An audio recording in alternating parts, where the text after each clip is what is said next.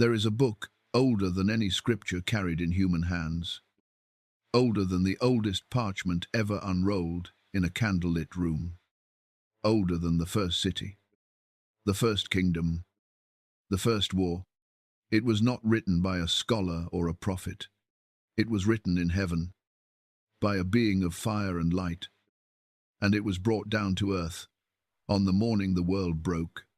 That morning came at the gates of Eden, when Adam and Eve stood at the edge of everything they had lost, and the ground beneath their feet was no longer garden soil but hard, indifferent earth. The thunder of those closing gates did not fade quickly. It rolled across the sky like a judgment that had no end. Behind them, a great angel stood motionless, his sword turning in every direction, its blade wrapped in a fire that never cooled and never went out. It was not a warning. It was a wall. They were not going back.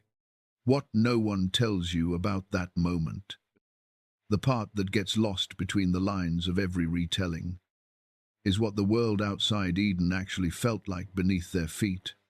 In the garden, the ground had been soft, yielding, almost warm, as though the earth itself was glad to carry them. Out here, it was stone and dust. The trees that lined the far hills did not offer shade so much as shadow. The wind, when it came, smelled of iron and soil, not of the sweet, almost musical air that had drifted through the branches of paradise. Adam and Eve had known a world that was perfectly, effortlessly alive. Now they stood in a world that simply existed, and the difference between those two things was enough to break the heart of anyone who had known only the first.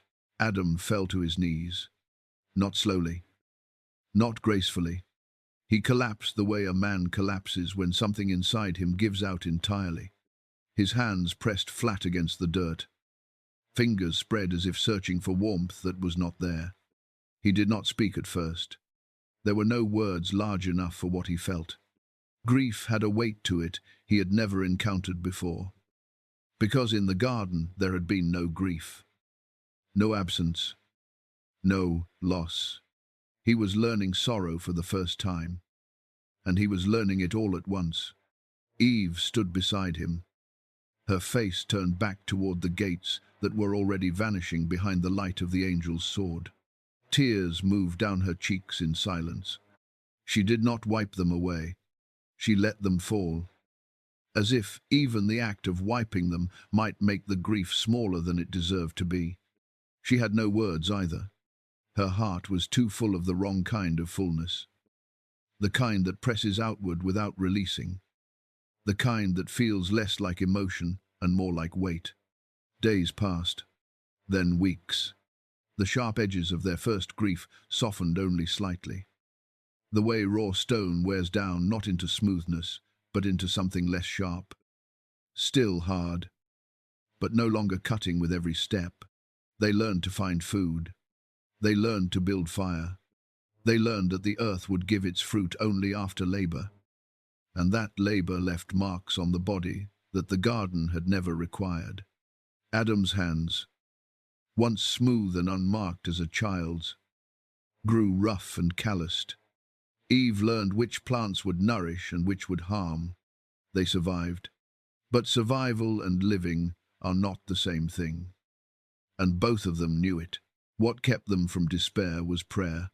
Every morning before the sun appeared, Adam would rise from wherever they had sheltered for the night and turn his face east, toward the place where the garden had been, toward the invisible gates, still guarded by that sleepless flame.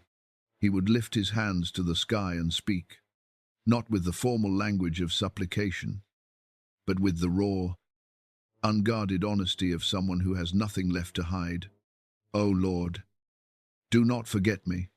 Though I have sinned, do not abandon me forever. Eve would kneel beside him, her voice lower, but no less steady. We were made by your hands.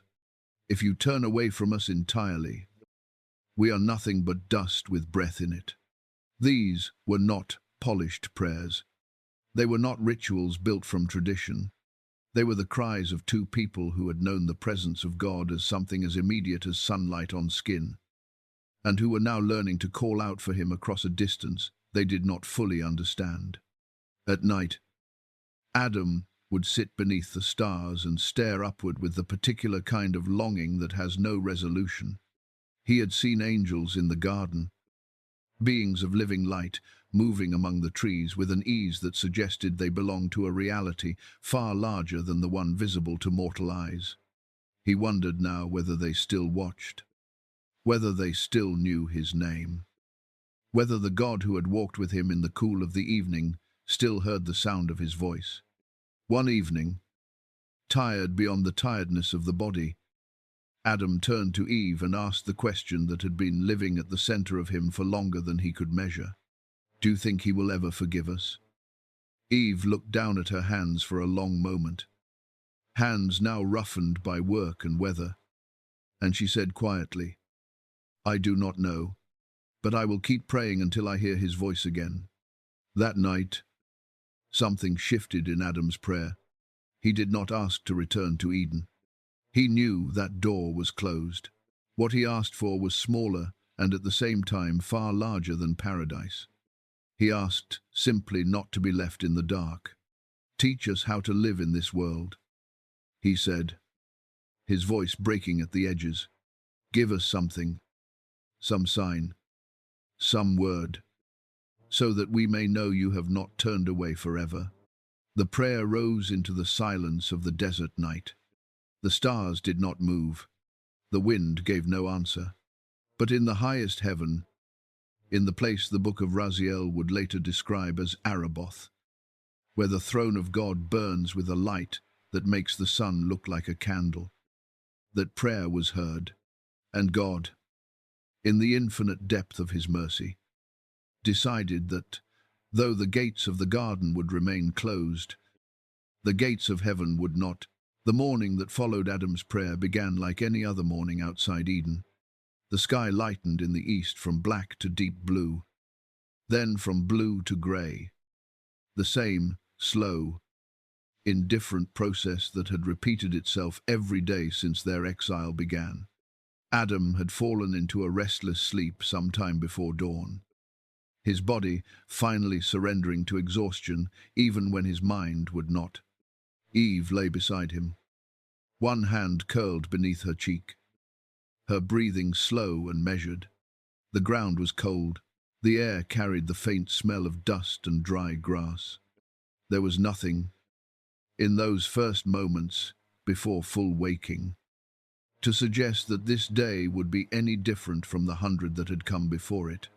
And then the warmth arrived, not the warmth of sunlight, which builds gradually, earning its way across the skin degree by degree. This warmth came all at once, like stepping through a doorway from a cold room into a heated one. It was a living warmth, purposeful, directed, as though it had been sent specifically for them. Adam's eyes opened. He lay still for a moment, certain he was dreaming, that the sensation would dissolve the way all good things dissolved in those days. Quickly, without warning, leaving only the memory of having been real. But it did not dissolve. It deepened. Eve stirred beside him, sat upright, her eyes wide and searching. Do you feel that? She whispered. Adam nodded, already rising to his feet. His heart was beating in a way it had not beaten since the garden, fast and full and strangely unafraid, even though everything in him recognized that something extraordinary was approaching. He turned toward the east and saw it. It was not the light of the rising sun. The sun was still below the horizon, its glow a thin seam of gold along the edge of the earth. This light came from somewhere else entirely, from somewhere above the horizon and below the clouds, expanding outward like a river, breaking its banks in slow motion, filling the space between earth and sky with a radiance that had texture to it. Depth. The way the light inside a great cathedral has depth, pressing down and lifting at the same time. The rocks around them began to glow faintly as if the light were being absorbed and returned. The dust at their feet shimmered, and then from within that radiance, a figure began to descend. He was tall beyond the tallness of any man Adam had ever seen. And in those early days of the world, men grew to great heights. His robes were not white exactly, but the color of light itself, shifting at the edges from gold to silver to a blue that had no name in the language Adam had been given in the garden. His face was the face of someone who had never known confusion, never known doubt, never been lost. His eyes held the particular depth of a being who has existed since before the first morning, who has watched galaxies born and extinguished the way a shepherd watches seasons turn. And from his back rose wings, vast and architecturally precise, each feather edged in what could only be described as silver fire, light that burned without heat, or rather, with a heat so refined it no longer felt like heat at all, but like clarity. Adam and Eve fell to the ground simultaneously, not from weakness, but from the absolute, instinctive recognition that something wholly other, something belonging to a different order of existence entirely, had entered their world. They pressed their faces into the dust without deciding to. The body simply understood what the mind was still processing. The angel's voice came then, and it was unlike any sound Adam had heard before, unlike even the voice of God in the garden, which had always arrived, wrapped in the familiar warmth of evening and the rustling of leaves. This voice was like water in a deep place, calm on the surface, but carrying enormous force beneath. The kind of sound that could travel to the bottom of the ocean and still be heard perfectly. "Do not be afraid," he said. 3 words, and yet the weight of them was enough to still every trembling muscle, to quiet every racing thought.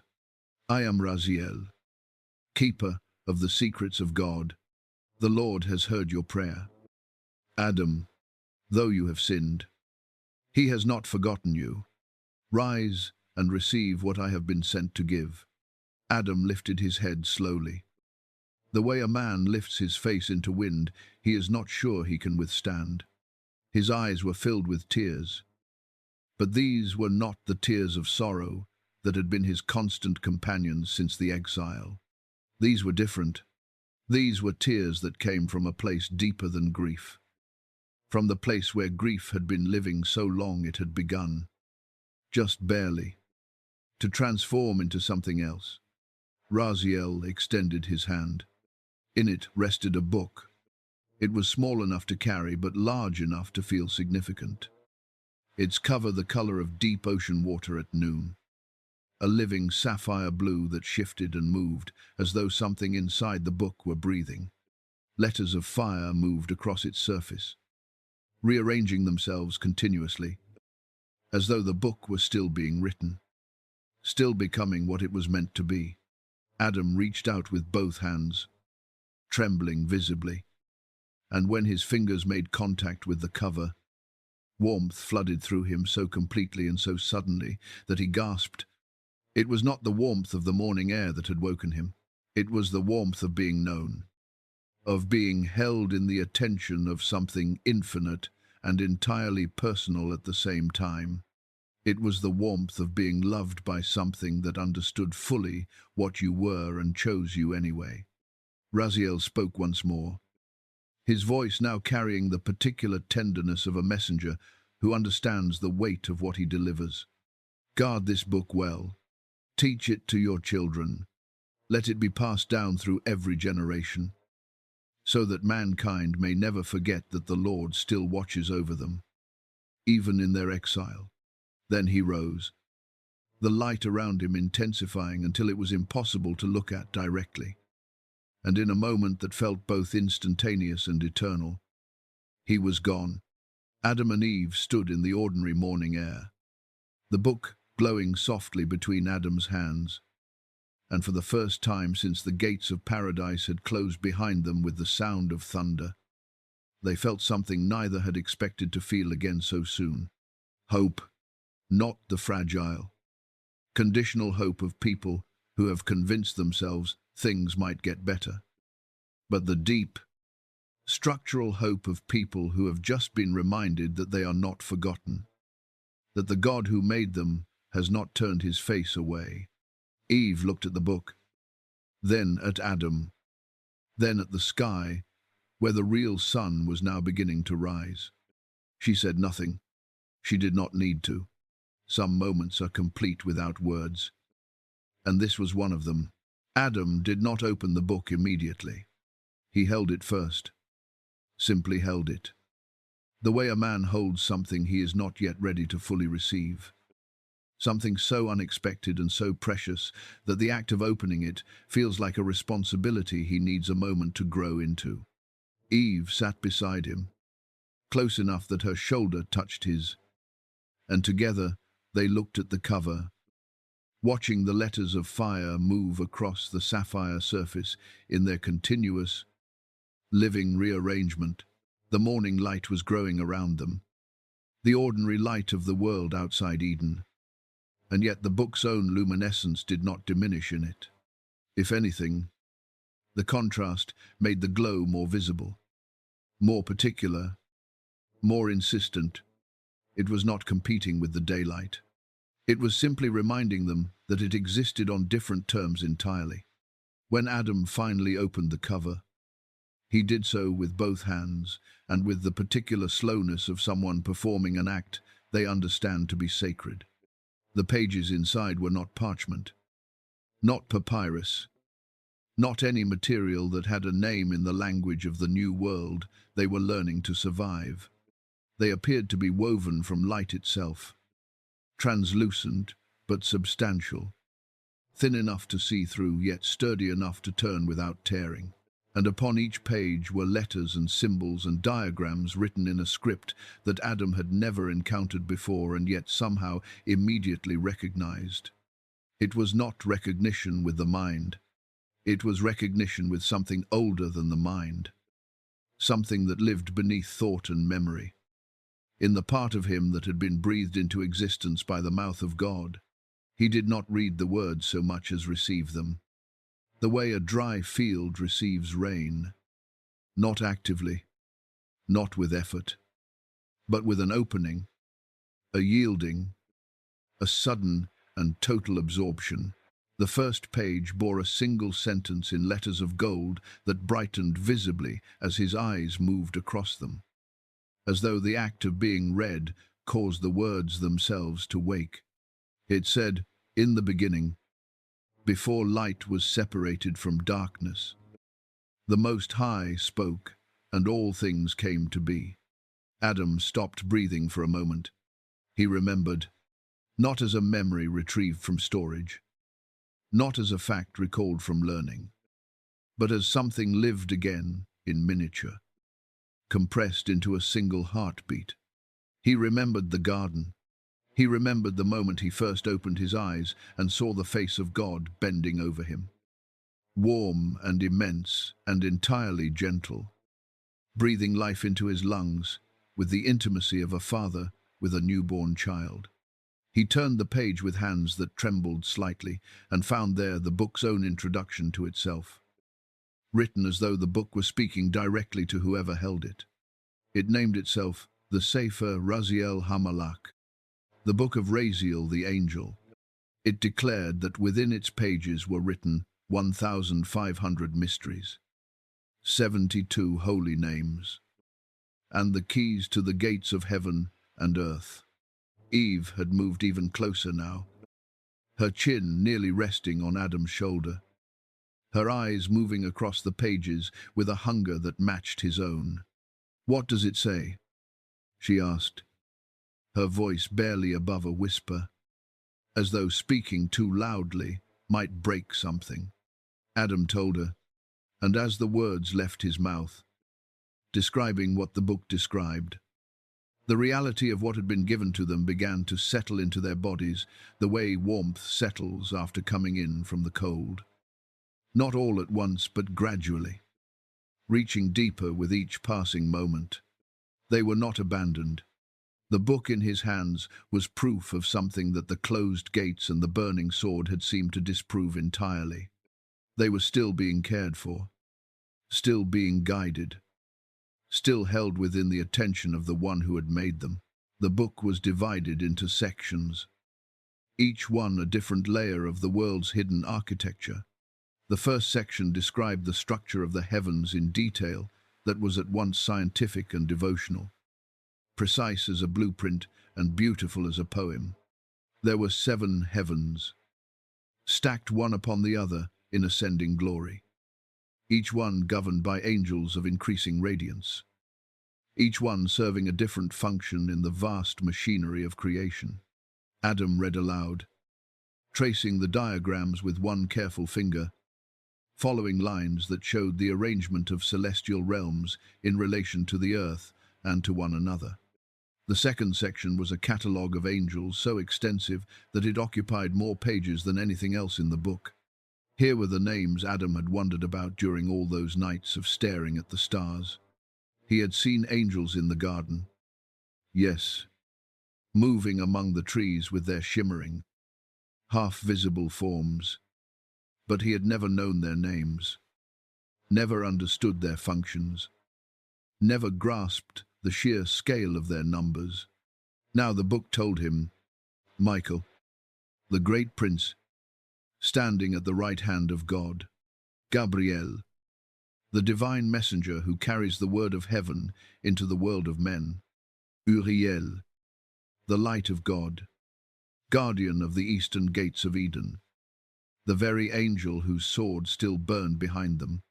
Raphael, the healer, whose domain was restoration, the mending of what had been torn. Beneath these 4 great archangels stretched rank upon rank of lesser angels, each with a name, each with a domain, each with a specific task assigned by the Creator at the moment of their making. Angels of wind and rain, angels of the seasons, governing the turning of spring to summer to autumn to winter with a precision no human calendar could improve upon. Angels who watched over the birth of every animal, the growth of every seed, the movement of every tide. And angels, Adam read with a catch in his throat, who recorded every word spoken by the children of men, every prayer, every cry, every moment of gratitude or despair. Nothing was lost. Nothing went unheard. Everything was written down.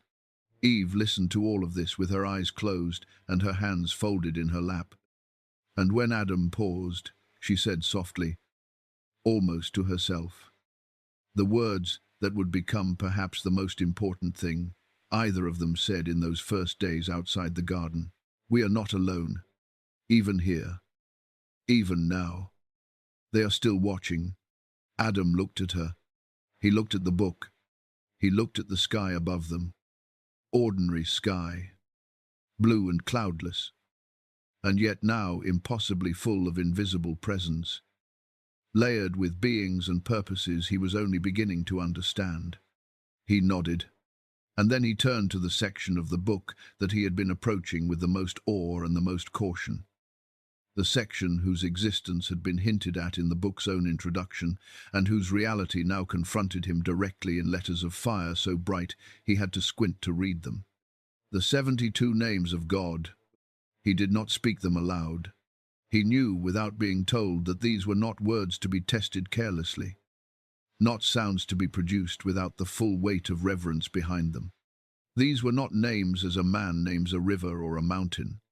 These were living channels, apertures in the fabric of reality, through which the power of the infinite flowed into the finite world. He read them in silence, holding each one in his mind the way you hold a flame in cupped hands, carefully, with full attention, aware of what it is and what it can do. In the weeks that followed the giving of the book, Adam developed a practice that became as essential to him as eating or sleeping. Each morning, before the sky had fully committed to light, before the birds had begun their first tentative sounds, and before Eve had stirred from sleep, he would carry the book to a particular flat rock that jutted out from the hillside above their shelter. A rock he had chosen because it faced east, because it caught the first light before anywhere else, and because sitting on it gave him the feeling, however slight and however provisional, of being slightly closer to heaven than he was on the ground below. He would set the book on the rock before him, open it to wherever he had left off the previous morning, and begin, not rushing, never rushing, moving through the pages the way water moves through stone, not by force but by persistence, by the patient application of presence over time. Eve would join him when her morning tasks were done, settling beside him with the easy, unspoken familiarity of two people who have survived something enormous together and no longer need to explain themselves to each other. She would lean in close and listen, and sometimes she would ask questions, and the questions she asked were often better than anything Adam had thought to wonder on his own. It was during these morning sessions that Adam began to truly learn the names of the angels, not just as a list to be memorized, but as a living map of the invisible world that surrounded them constantly. A world they moved through every day without seeing. The way fish move through water without understanding what water is. Metatron came first, because Metatron was first. The angel of the presence, the one who stands closest to the throne of God among all the created beings. The book described him as the Chancellor of Heaven, the keeper of the celestial records, the being through whom the commands of God flow outward into the hierarchy of angels below. Some traditions held that Metatron had once been human, that he was the transformed spirit of Enoch himself, the man who would one day receive this same book and be taken into heaven without tasting death. Whether or not that was true, the weight of Metatron's name was unlike any other in the catalogue. Speaking it even silently felt like standing at the edge of something with no visible bottom. Then came Sandalphon, twin brother to Metatron in mystical tradition, the gatherer of prayers, where Metatron administered the commands flowing downward from God. Sandalphon gathered the prayers flowing upward from mankind, weaving them, the book said, into crowns for the Most High, transforming the raw material of human longing and need and gratitude into something beautiful enough to be placed before the throne of the Creator. Adam found this image almost unbearable in its tenderness. Every prayer he and Eve had spoken during those long, unanswered weeks of exile, every broken word pushed up toward a sky that seemed not to hear. Sandalphon had been there, catching them, weaving them, presenting them. None of it had been lost. None of it had dissolved into empty air. All of it had been received and transformed into something worthy of heaven. He had to stop reading for a while after learning that. He sat with his face in his hands and wept. And Eve put her arm around him and did not ask why. Because she understood. Haniel came next, whose name meant the grace of God, the angel who brings joy to the sorrowful, who moves through the world attending to the specific and particular grief of individuals, the way a skilled physician attends to specific wounds rather than treating the body in general.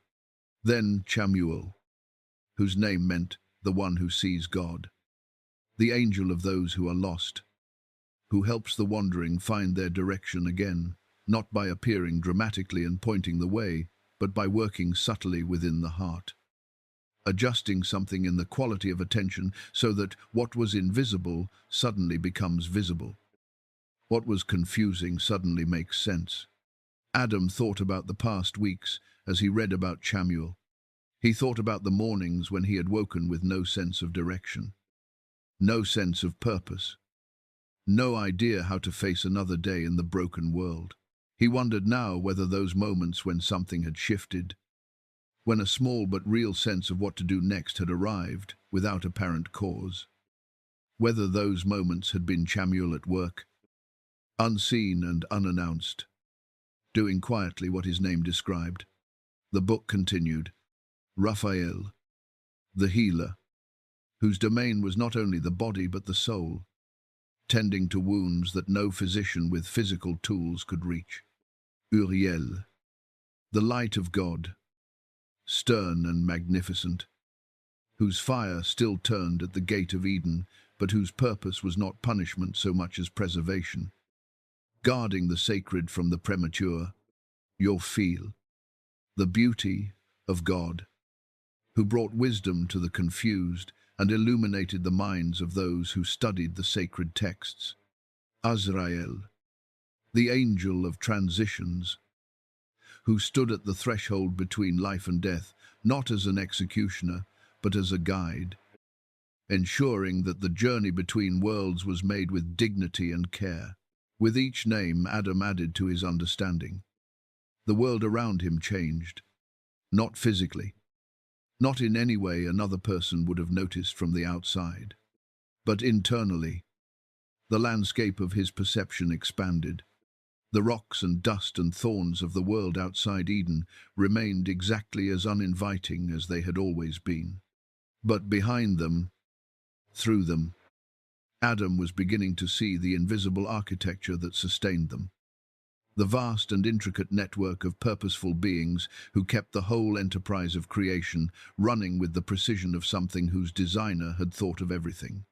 The 72 names of God occupied an entirely different category of reverence in the book, and Adam approached them accordingly. Where the angel names could be read with wonder and a kind of grateful familiarity, the divine names demanded something more, demanded a stillness, a quality of interior silence that took real effort to achieve. The book was explicit about this. These names were not titles. They were not the way you would address a king or a superior. They were living forces, each one a different expression of the infinite nature of the Creator, a different facet of a reality so vast that no single name, no single concept, no single human mind could hold all of it at once. To speak one of the 72 names with genuine intention and genuine purity of heart was to open a specific door between the human soul and the divine presence. To invite a particular quality of God's nature into a particular moment of need. To speak them carelessly was to do something Adam instinctively understood as dangerous. Not because God would punish the careless speaker, but because power without reverence is simply force, and force without direction causes harm. He memorized the names slowly, one at a time, holding each one in his mind for days before moving to the next, turning it over in his thoughts the way you turn a stone in your hand, feeling its weight and texture, learning its particular character. There is a common assumption, held by people across many traditions and many centuries, that angels are beyond the reach of envy, that beings of pure light, beings who exist in the permanent presence of God, beings whose entire purpose is the loving execution of divine will, could not possibly experience something as... The book of Raziel disagrees, and in disagreeing, it reveals something profound and slightly unsettling about the nature of created beings, something that applies not only to angels, but to every creature that has ever been given awareness and will. The capacity for envy does not require poverty. It does not require deprivation or suffering. It requires only the ability to compare, to look at what another has received and measure it against what you yourself have been given, and to find the comparison intolerable.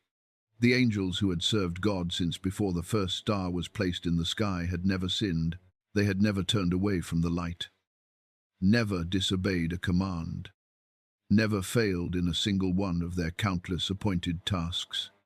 They had sung at the birth of the universe, had watched the oceans fill and the mountains push up through the cooling crust of the new earth, had attended the creation of mankind with a mixture of awe and something that, if it had been examined carefully at the time, might have already contained the seed of what was coming, because, from the beginning, today had made it clear that humanity held a particular place in his heart, made in his image, given dominion over the earth, given names by the Creator himself, given the ability to walk with God in the cool of the evening, speaking directly, intimately, as one person speaks to another. And now, after the fall, after the disobedience, after the exile, God had sent Raziel with the book, a book containing the secrets of creation itself, the names of angels, the structure of heaven, the 72 names of God, given to a creature made of dust.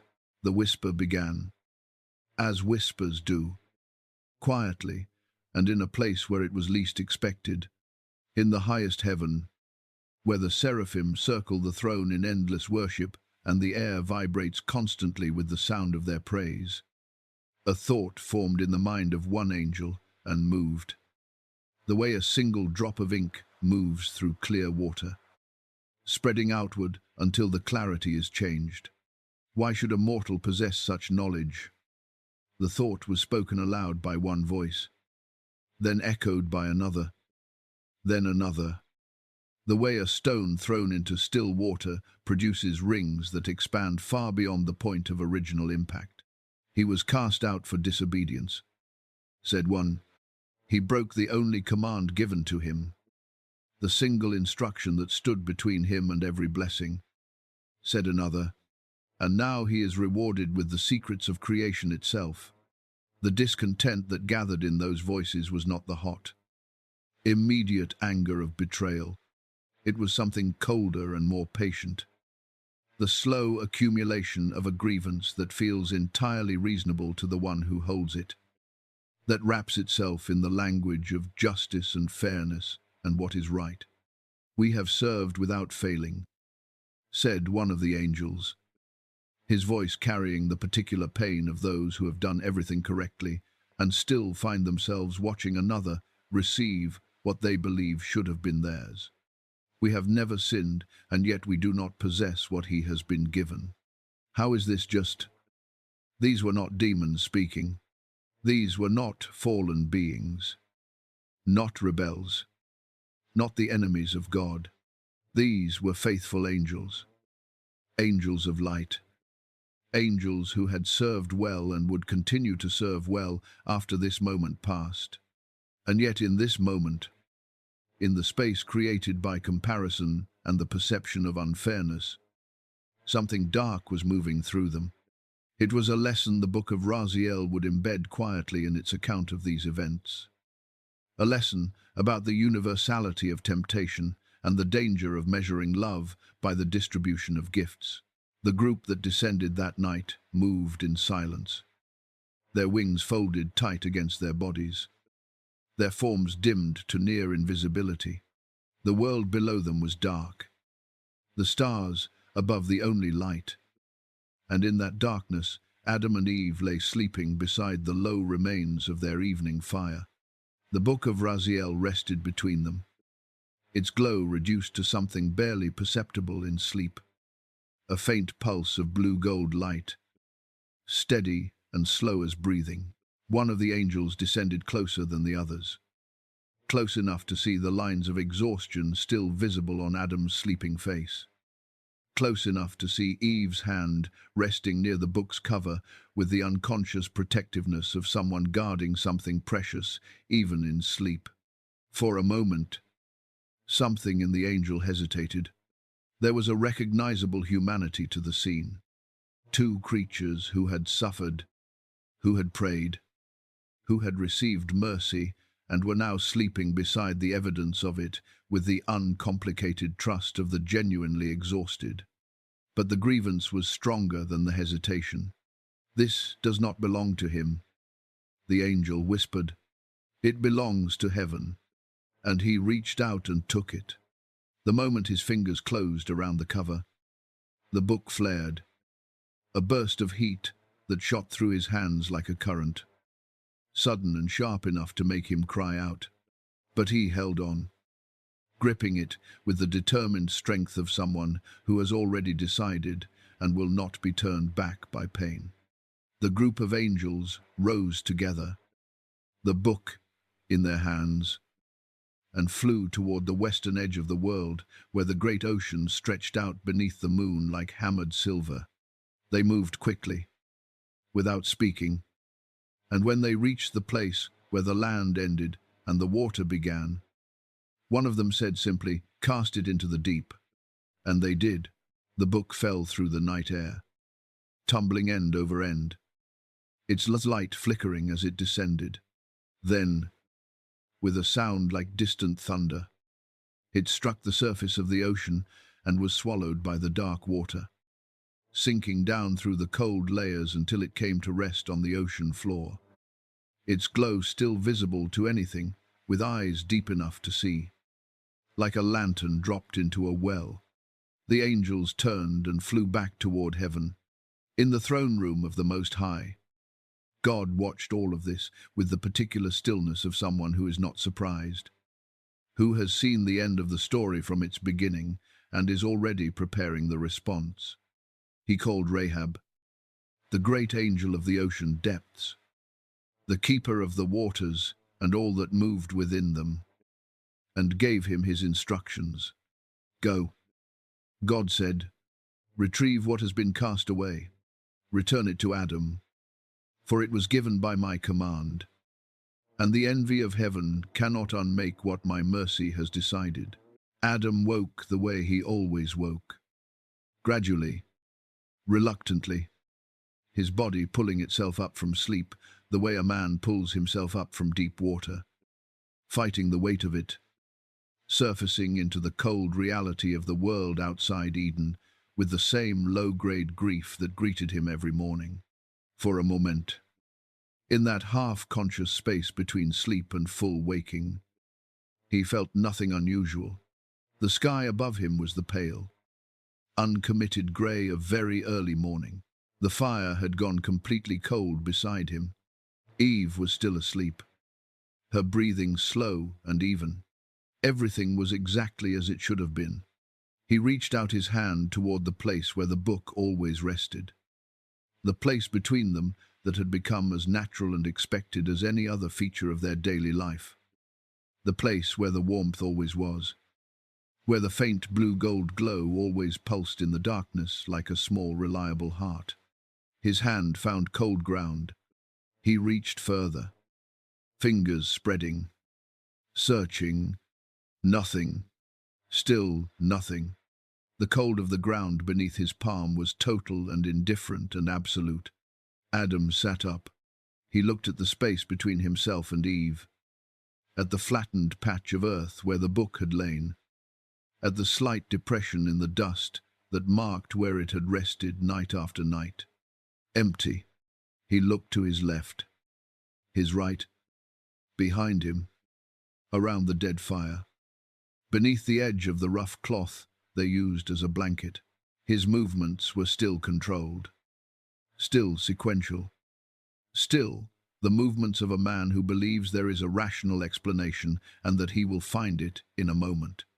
But his heart was already ahead of his mind, already doing what hearts do, contracting around the first cold knowledge of loss before the mind has fully acknowledged it.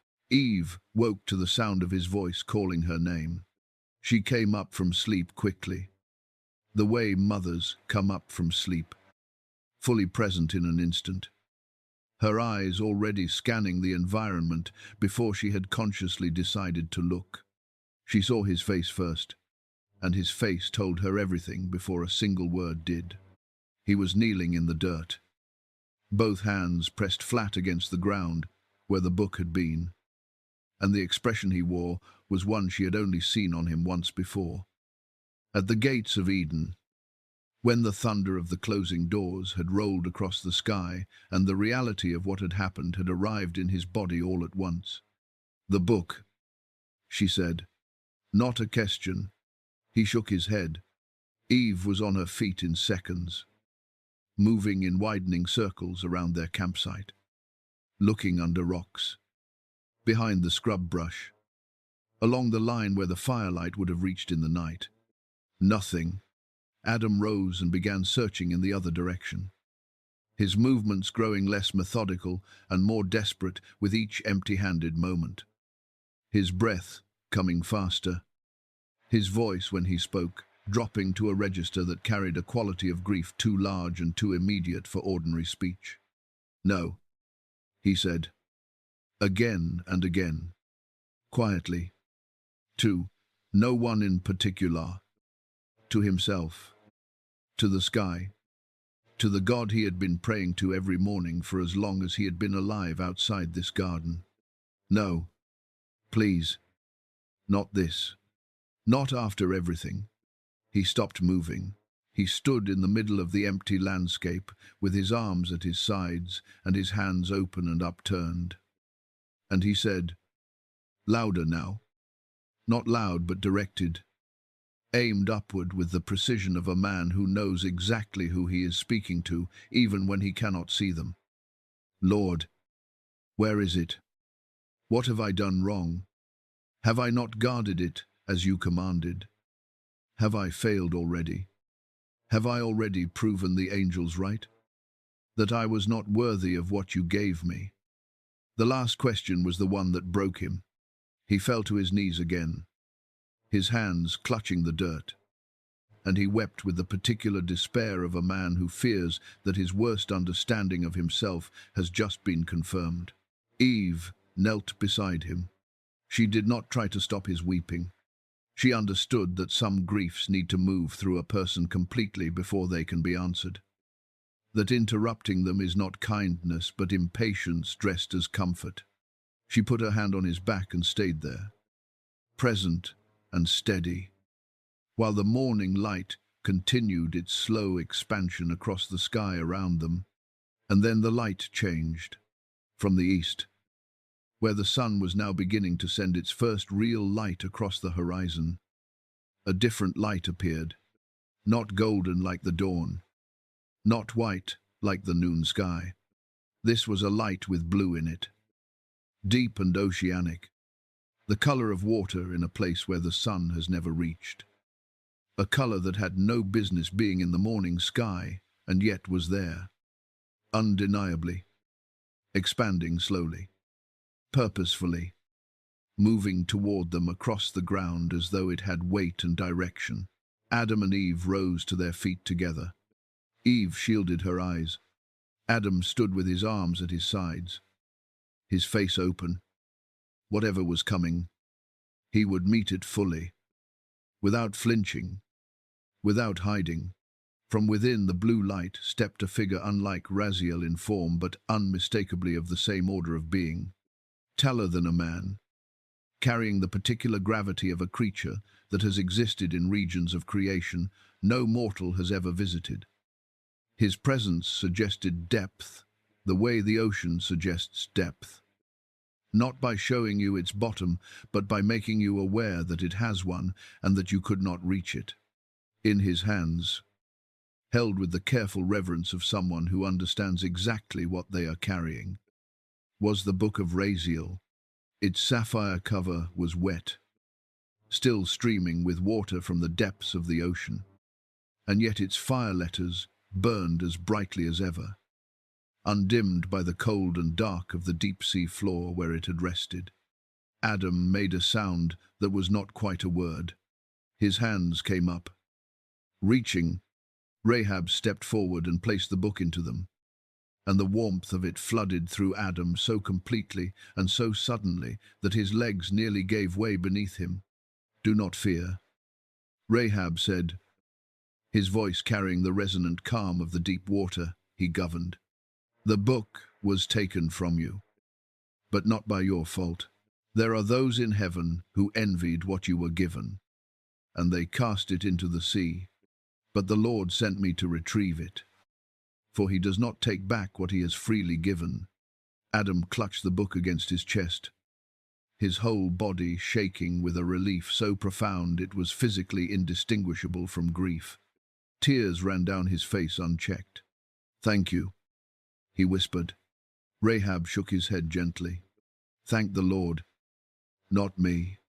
I am only his servant." And then the blue light folded back around him and he was gone. Eve came to Adam's side and put her arms around him from behind, her chin resting on his shoulder, her hands covering his where they held the book. "He gave it back," she said softly. Adam nodded, unable to speak. He understood now something that the book itself had not explicitly stated, but that the events of the morning had made unmistakably clear. The book was not merely a gift.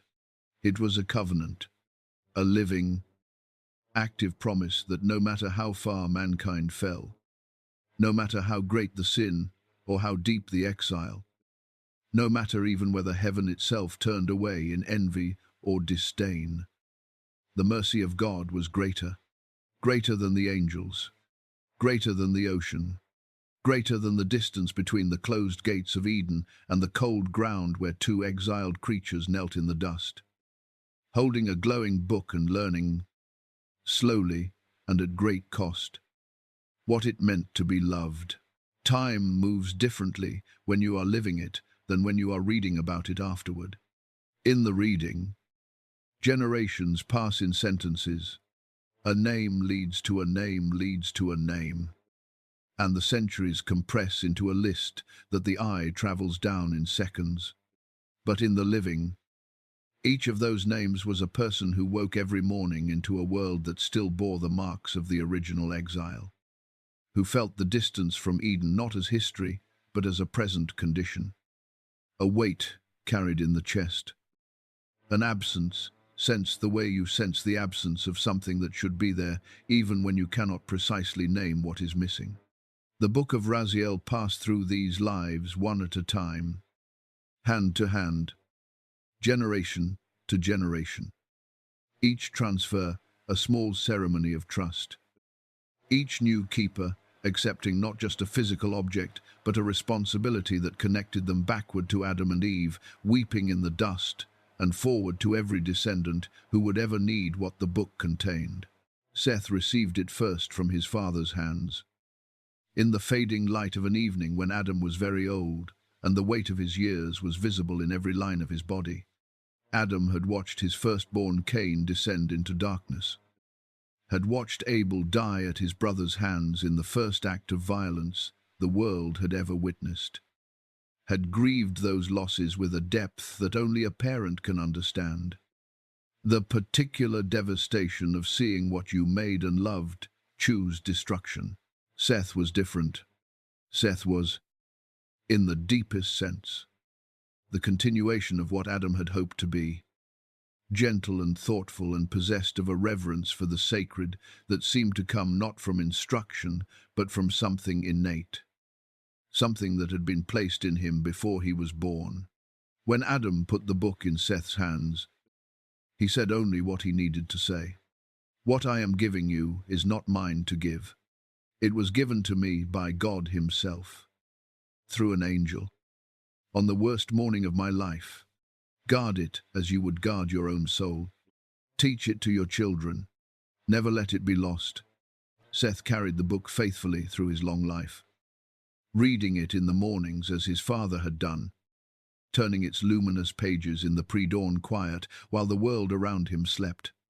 He added nothing to it and took nothing away. He simply kept it alive, kept it moving. We kept it present in the world during a period when the world was growing steadily louder, steadily more populated, steadily more complex and distracted and pulled in directions that had nothing to do with heaven.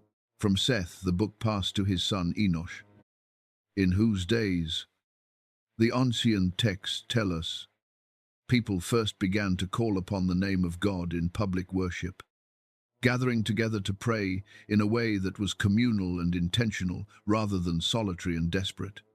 Enosh was a man of quiet devotion, and he treated the book with the same quiet devotion he brought to everything.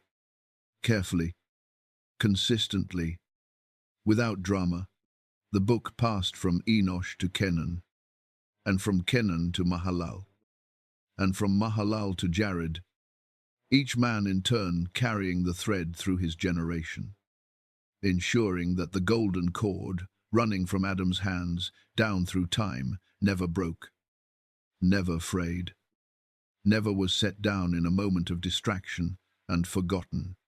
These were not famous men, not kings or prophets or miracle workers. They were faithful men, and faithfulness across centuries is its own kind of heroism. Quiet and unwitnessed, and absolutely essential, the world around them was changing continuously, filling with people and cities and the complicated noise of human civilization finding its shape.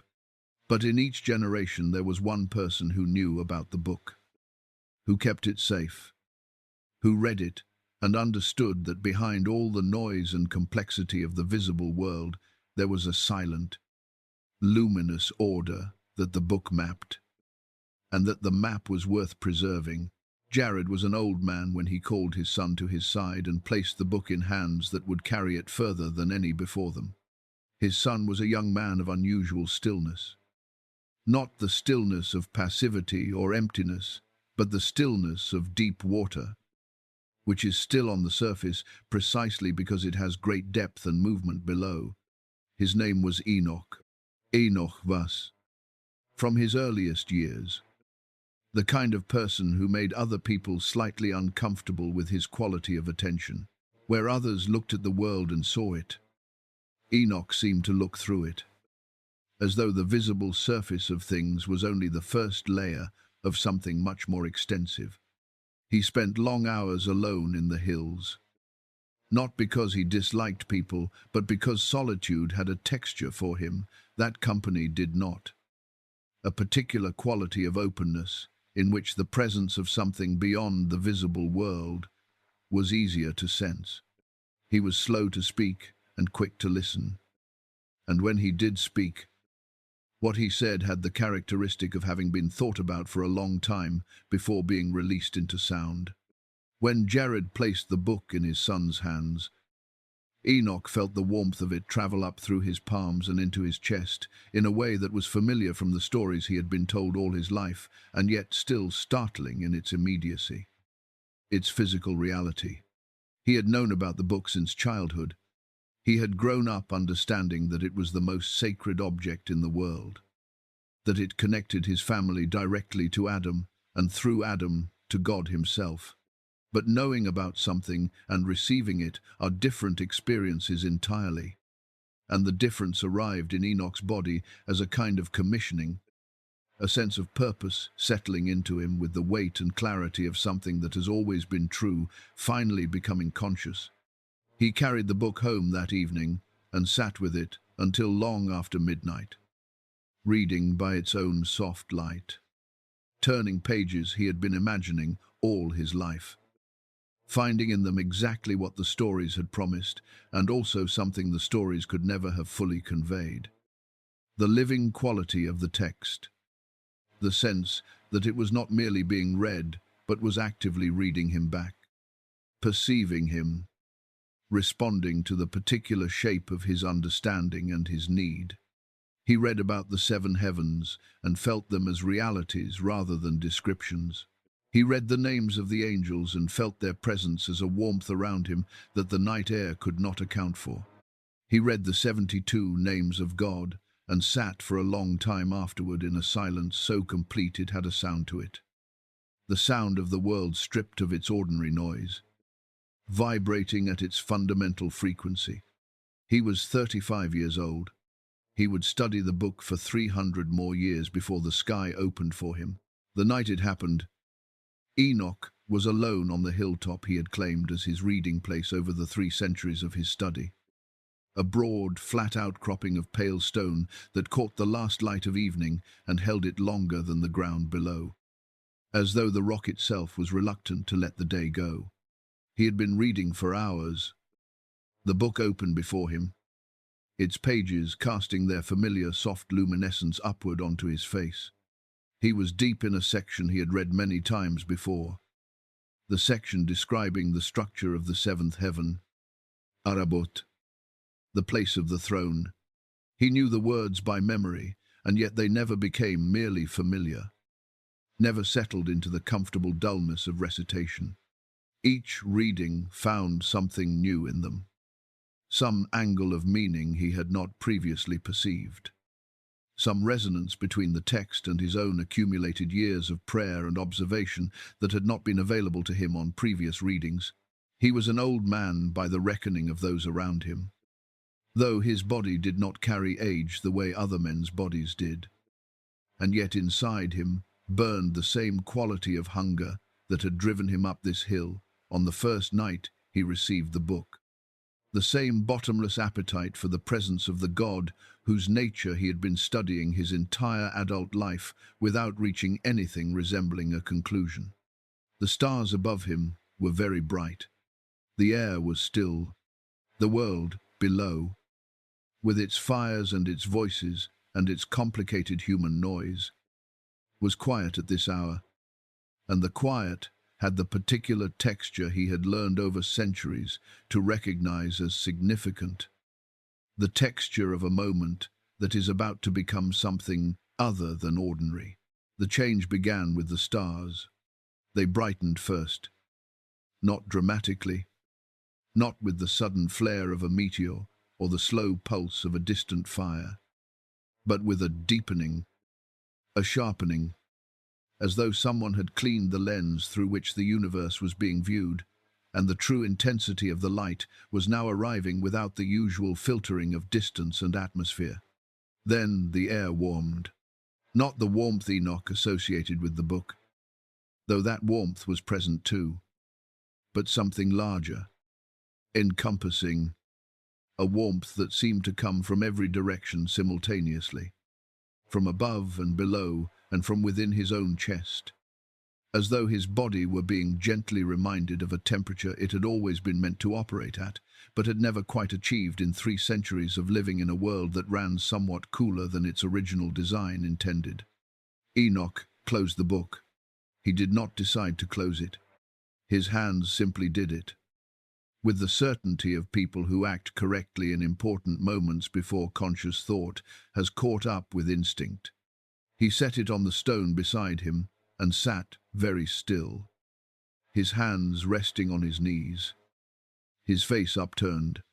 From somewhere above him, not from any specific direction, but from the general direction of everything, a light began to gather.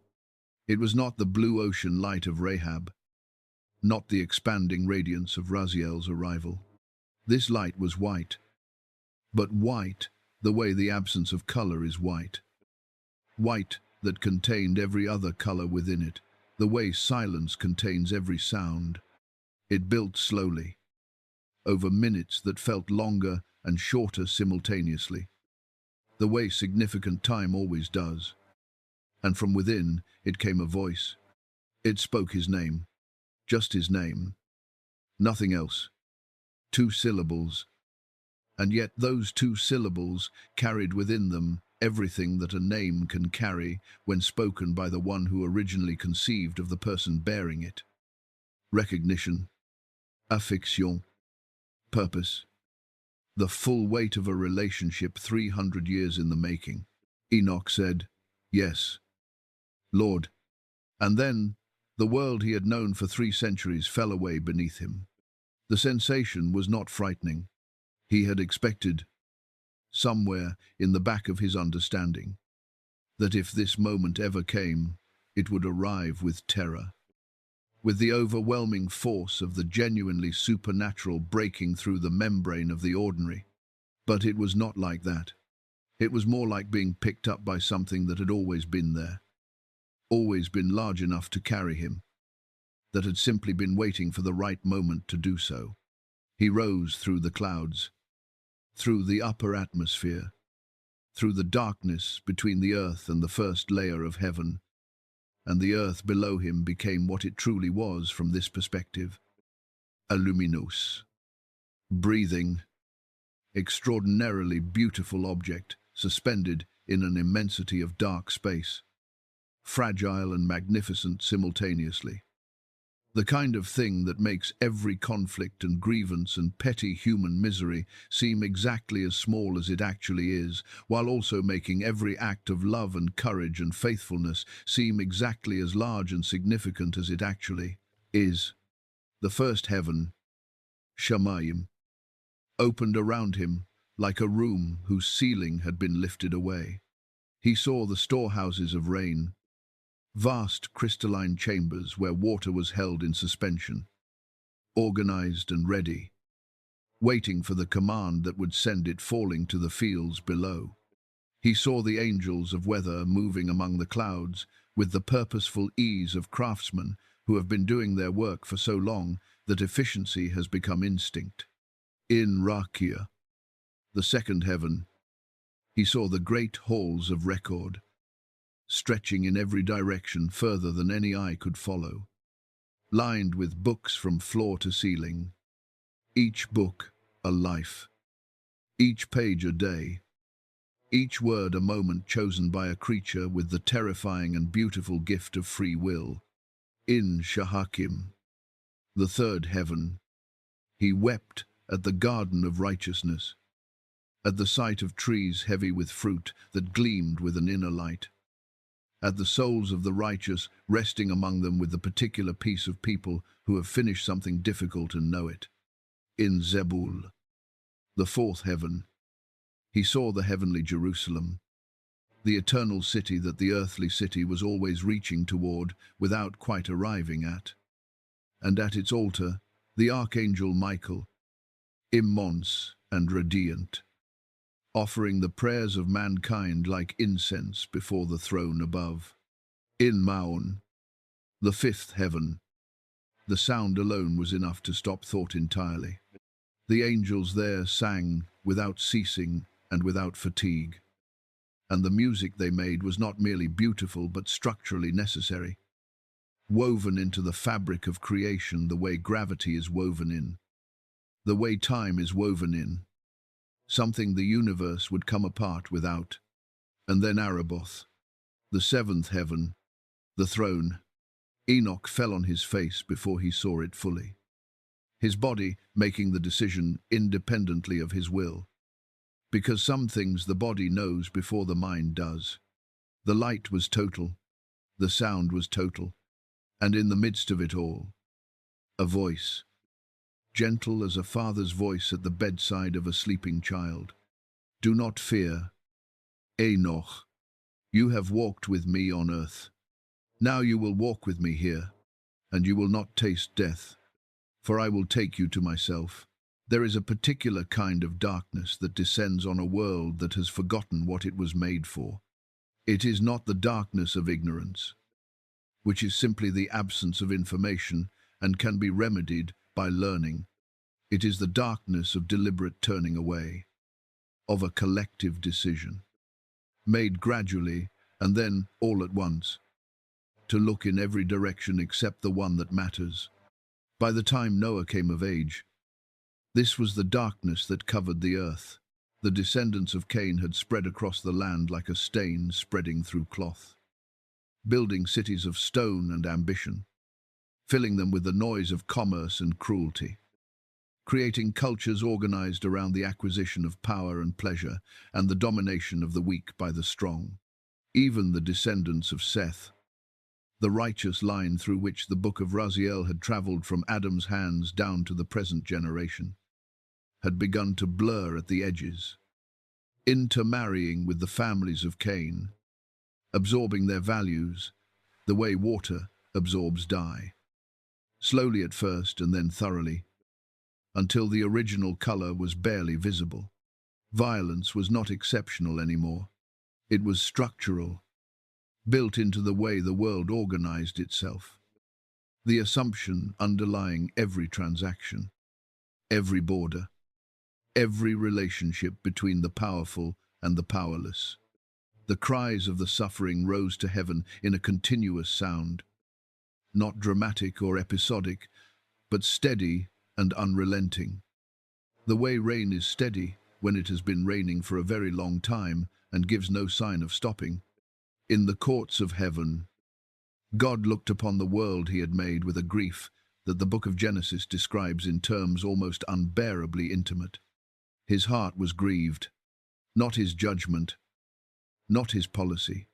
His heart, the creator of the universe, grieving over his creation the way a parent grieves over a child who is destroying themselves and cannot be talked out of it. Lamech was an old man when he called Noah to his side. His body worn down by years in a world that wore everything down. His hands trembling slightly as he reached for the object he had guarded his entire life. The book of Raziel had traveled a long road to reach this moment. From Adam to Seth. From Seth, through the quiet, faithful generations, to Enoch, who had ascended. From Enoch to Methuselah, who had lived longer than any man before or since. 969 years of breathing the same broken air that everyone else breathed. Carrying the book through all of it. And from Methuselah to Lamech. And now from Lamech to his son. Noah took the book with both hands, as every keeper before him had taken it, and felt the warmth travel up through his palms and into his chest. That ancient, reliable warmth that had nothing to do with the temperature of the air and everything to do with the presence encoded within the object itself. He was 500 years old. He had lived long enough to see the world's darkness deepen from something troubling into something catastrophic. He had prayed against it, spoken against it, lived differently from it, and watched it continue to deepen anyway. The way a single candle in a large, dark room gives light to the people standing near it, but cannot illuminate the corners. His father's dying words were not complicated. Guard it, whatever comes. Do not let it be lost. Noah carried the book home that night and opened it in the small hours before dawn, reading by its own light. And something in the quality of his reading that night was different from every previous reading. More urgent, more specific, as though the book itself knew what was coming and was preparing him.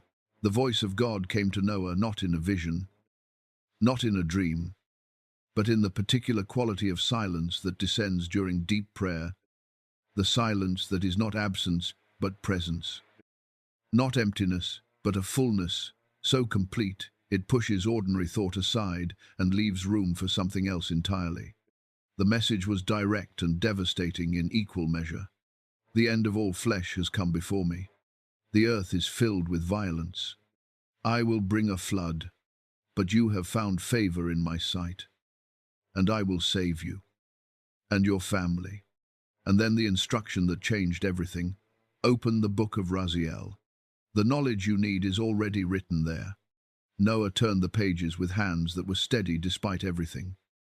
The steadiness of a man who has been preparing for a moment of crisis his entire life without knowing precisely what form the crisis would take.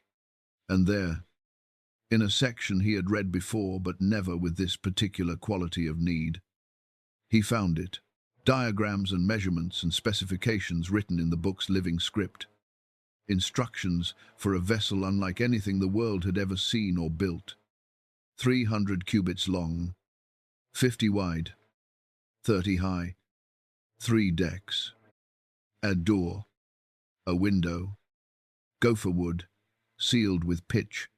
The proportions, naval architects would discover thousands of years later, were nearly identical to those of modern cargo vessels, optimized for stability in open water rather than for speed or maneuverability. A vessel designed not to go somewhere, but to survive. Noah began to build. The scale of the undertaking was almost incomprehensible. He was one man with his sons, working with hand tools in a world without machinery, cutting down trees and shaping planks and hammering pegs with the methodical persistence of someone who understands that the work itself is the faith, that every swing of the axe is a prayer made physical. The people around him watched and mocked with the particular cruelty of those who have decided that a man is ridiculous and find his persistence in the face of their mockery more irritating than his original strangeness. He ignored them the way a man ignores noise when he is focused on something that matters more than the opinion of people who cannot see what he sees. The book sustained him. On evenings when exhaustion pressed down on him with a weight that felt physical, he would return to the book and read the prayers it contained for endurance. And something in him would renew. When doubt crept in during the small hours, when 120 years of labor with no sign of rain began to feel like the longest and most elaborate mistake a man had ever made, he would read the promises written in those fire-lit pages, and the doubt would recede. When the darkness of the world pressed in too close, he would speak the names of the angels quietly into the night air of the ark's unfinished interior and feel their presence around him. Invisible but real. A warmth that had nothing to do with the climate. The day the rain began, Noah was inside the ark with his family and every creature that had answered the strange compulsion, drawing them across the landscape toward this impossible wooden mountain. The door closed behind them, and the sound it made was not unlike the sound of the gates of Eden. Heavy and final and absolute. The rain started softly. Then it became everything. Inside the ark, in the darkest hour of the storm, the book of Raziel began to glow, its light filling the chamber where it rested and spreading outward through every corridor, touching every frightened animal and every frightened human with the particular quality of peace that is not the absence of danger, but the presence of something stronger than danger. They survived. All of them survived. And when the waters finally receded, and the dove returned with the olive branch, and Noah stepped out onto the new wet earth, his first act was to build an altar, and his second was to lift the book of Raziel toward the sky and say, with tears running freely down his face, that whatever came next, this would not be lost. The book traveled onward after Noah, passing through Shem and through the long chain of generations that followed the flood, moving through a world that was rebuilding itself with the particular energy of something that has been destroyed and is determined not to be destroyed again. Cities rose, languages multiplied, civilizations spread across the continents like new growth after a fire, vigorous and reaching and not yet aware of their own fragility. The book moved through all of it quietly, held by people whose names are not remembered in the great historical records, but who performed the essential and invisible work of keeping the thread unbroken, ensuring that the knowledge given to Adam on that first cold morning outside Eden did not dissolve into the noise of a world increasingly convinced that it could explain itself without reference to anything beyond itself. And then, many generations after the flood, had receded into the category of distant ancestral memory. In the land of Israel, in the golden era of its greatest king, the book found its most famous and most complicated keeper. Solomon was 20 years old when he became king, young enough to know what he did not know, and wise enough to be frightened by the responsibility that had descended upon him with his father David's death. The kingdom he inherited was powerful by the standards of its era, a genuinely significant regional force. But it was the spiritual weight of the inheritance rather than the political one that kept Solomon awake in the small hours before dawn, staring at the ceiling of the palace his father had built and understanding that what was required of him was something that could not be achieved by intelligence or ambition or any purely human quality of effort.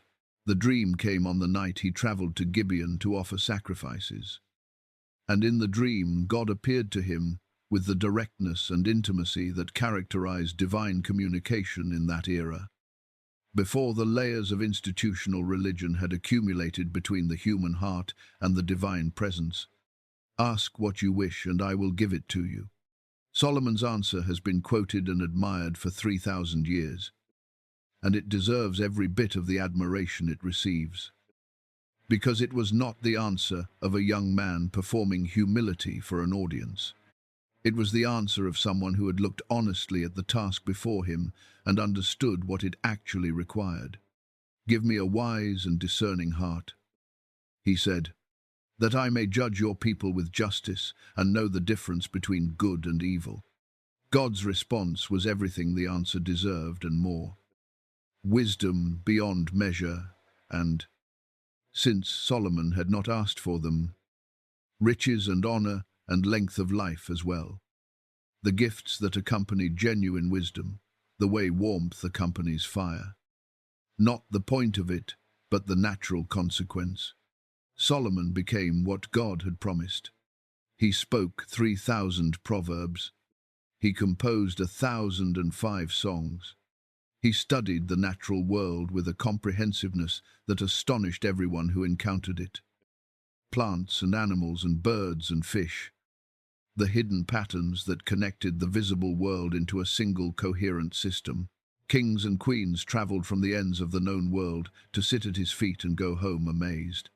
And yet with all of this, with wisdom that surpassed every predecessor and would exceed every successor, Solomon carried a hunger that his extraordinary gifts could not satisfy. He wanted the deeper thing. He wanted the original knowledge. The knowledge given to Adam at the beginning. The knowledge that predated all human wisdom, because it did not originate in any human mind. He wanted the book of Raziel. He found the reference in an ancient scroll. A fragment of genealogical record that mentioned in passing a book passed down from the time of Adam. A book containing 1,500 secrets and 72 names of God. The reference was brief, almost casual. The way references to well-known things are casual in documents written for audiences for whom they are well known. But to Solomon, it was an electric shock of recognition. The sense of a door appearing in a wall he had thought was solid. He searched systematically, sending inquiries through every channel available to him. Priests, elders, scholars, traders who moved through the ancient networks of knowledge that connected the Mediterranean world. Most had never heard of the book. A few spoke of it as legend. One ancient priest, bent nearly horizontal with age, said quietly that his grandfather had spoken of a book kept by the descendants of Shem, passed down in secret. Its location unknown, but its existence not in doubt. Solomon prayed with the focused intensity of a man who has been given every gift except the one he most desires. And in the temple one night, kneeling on the stone floor in the darkness after the priests had gone home, Raziel came, the same angel who had stood before Adam in the first light of the first morning after Eden, the same wings edged with silver fire, the same eyes carrying the depth of a being who has existed since before the concept of time had anything to measure. The book was in his hands. He gave it to Solomon with the same instruction he had given to Adam. Guard it. Use it wisely. Never forget that its purpose is connection, not power. Solomon took the book with trembling hands and spent the next years in devoted study. And what he found in its pages transformed his reign. The ring came from a section near the back of the book, written in letters almost too small to read, describing a seal engraved with the sacred name of God that could bind the spirits of darkness and command them to serve rather than destroy. Solomon crafted it from brass and iron, engraved with the tetragrammaton, ringed with the names of the 4 archangels. And the moment he placed it on his finger, the power of heaven flowed through it into him with a force that was nothing like his own strength, and everything like the strength of something that had no limits. He used it first for the temple, binding demons who had been tormenting the construction workers, compelling them to carry stones and carve pillars with a precision no human hand could match. The temple rose with supernatural speed, more magnificent than anything the ancient world had produced. Its inner sanctuary so saturated with holiness that even the angels, the book of Raziel implies, paused in their endless work to observe its completion. But power is the most dangerous gift that can be given to a person who has not yet finished becoming who they are. Solomon began to use the ring beyond its intended purpose, summoning demons not to bind them from harm, but to interrogate them, cataloguing their names and natures in a document that would eventually become known as the Ars Goetia, the classification of 72 demons that has fascinated and troubled scholars ever since. He collected foreign wives, princesses from every neighboring nation, and they brought their gods with them, the way travelers bring weather, gradually, without announcement, until the palace was full of altars to deities whose names had no business being spoken in the city where the temple of the living God stood. The book was set aside. The ring became a symbol of pride rather than service. And Solomon, the wisest man who ever lived, wrote the book of Ecclesiastes in his old age. The confession of a man who had held everything the world could offer and discovered that without the presence of the God who gave it, everything was vanity, a chasing after wind. The book of Raziel waited in the depths of the palace for someone worthy to find it again. After Solomon's death, after the kingdom split and the temple was eventually destroyed and the people of Israel were carried into exile in Babylon, the book of Raziel vanished from the historical record, the way a river vanishes when it goes underground, not ceasing to exist, but ceasing to be visible, continuing its movement through the world by routes that the surface cannot track. The knowledge it contained, however, did not vanish entirely. It survived the way essential things survive catastrophe, not intact and organized and easily accessible, but in fragments, in echoes, in the instincts of people who had absorbed it so deeply that they carried it within them, even when the physical object was no longer in their hands. Pieces of its wisdom were copied by scribes working in dim rooms by inadequate light, transcribed onto materials that were never meant to last and somehow did. Fragments surfaced in unexpected places, in the margins of other documents, in the personal libraries of scholars whose names history did not preserve, in the oral traditions of teachers who passed knowledge to students under conditions of secrecy that would seem excessive if you did not understand what history does to people who carry inconvenient truths. Among all the secrets that leaked out of the book of Raziel through these fragmentary channels, none traveled further. None found more students. None generated more reverence and more fear in equal measure than the 72 names of God. They were not names in any ordinary sense. They were not the names by which God is addressed in prayer or invoked in liturgy.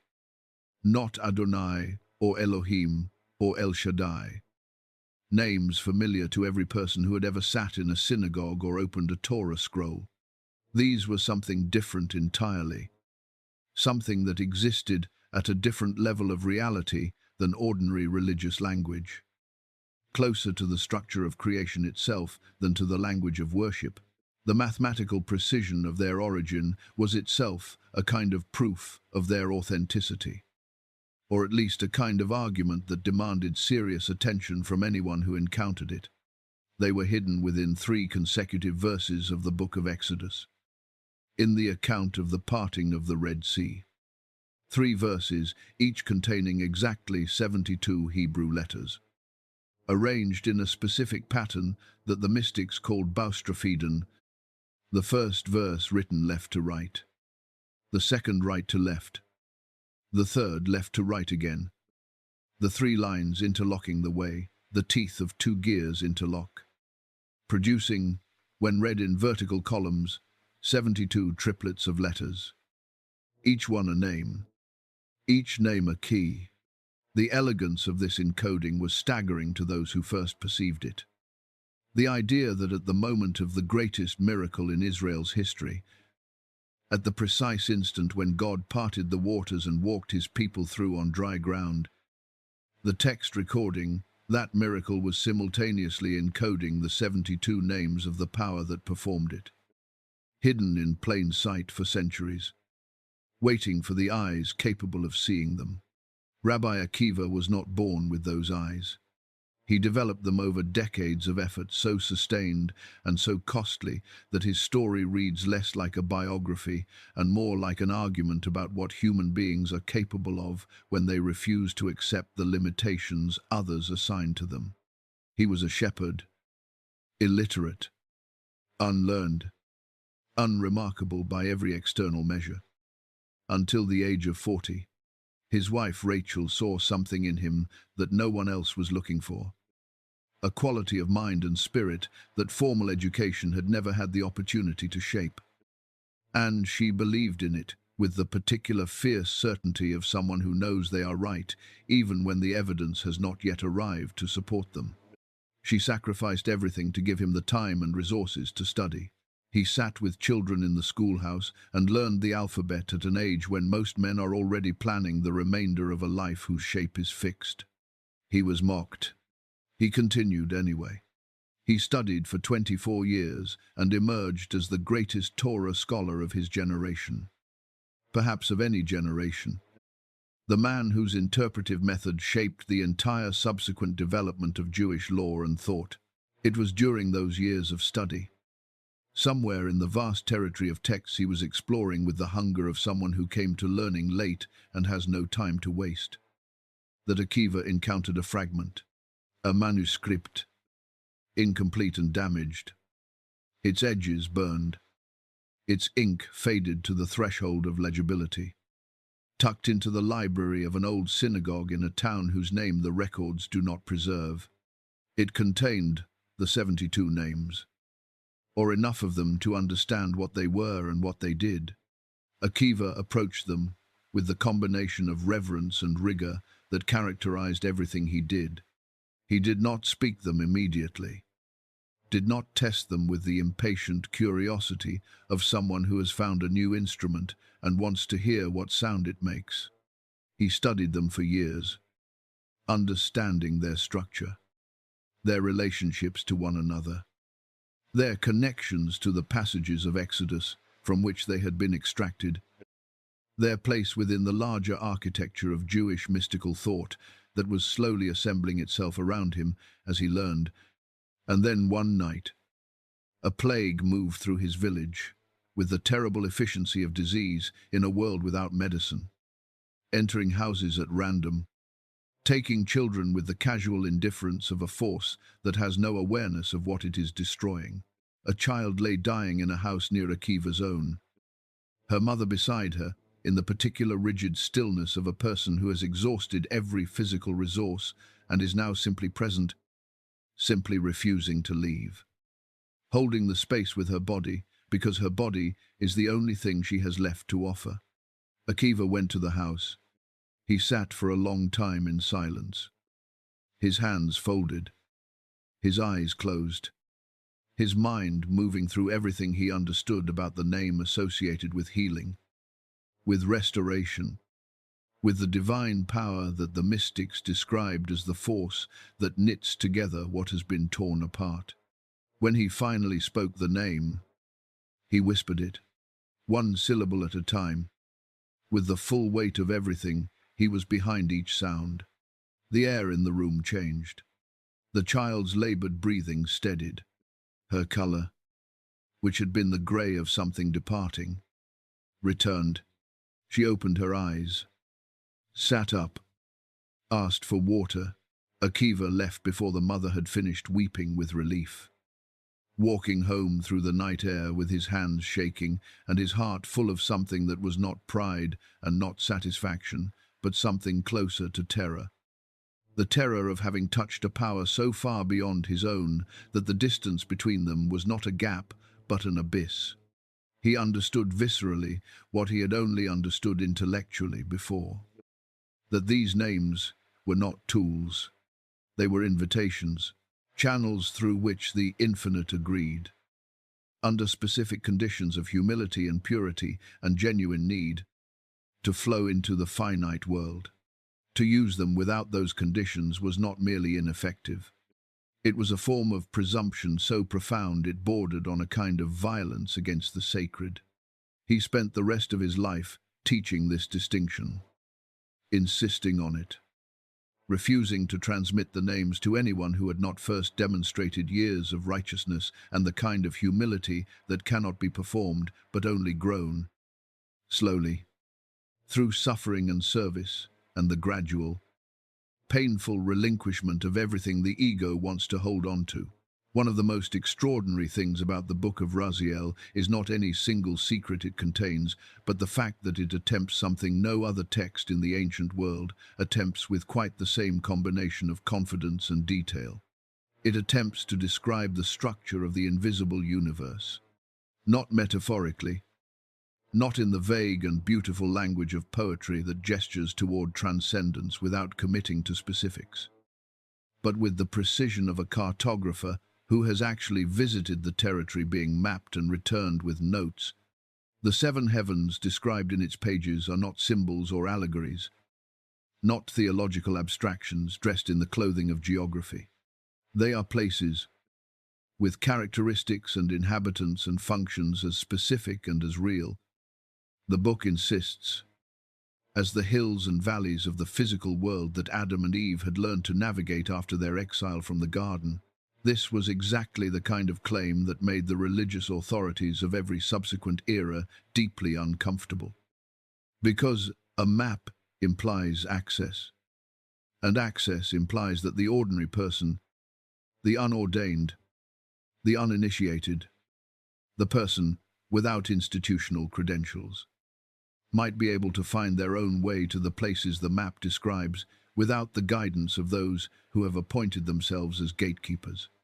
The Book of Raziel was, among other things, a guide for independent travelers, and that is a dangerous thing to put in the hands of a population that has been taught its entire life that the road to God runs exclusively through sanctioned channels. The first heaven is called Shamayim, which is simply the Hebrew word for sky or heavens, the most immediate of the celestial realms, the one whose lower edges touch the upper edges of the world we can see. This is the heaven of weather and wind, of clouds and rain, of the atmospheric processes that sustain life on the surface of the earth below. Its angels are beings of mist and movement, their forms never quite stable, always shifting between states the way weather shifts, always in process, always between what they were a moment ago and what they will be a moment from now. They work continuously, opening the storehouses of rain when the earth is dry, holding back the floods when the earth has had enough, guiding the winds along their appointed paths, calibrating the temperature of the seasons with a precision that makes the difference between a world that can sustain life and a world that cannot. When you watch a storm build on the horizon, the dark clouds organizing themselves with a purposefulness that always seems slightly too deliberate for pure chance. The Book of Raziel says, you are watching the angels of Shamayim at work.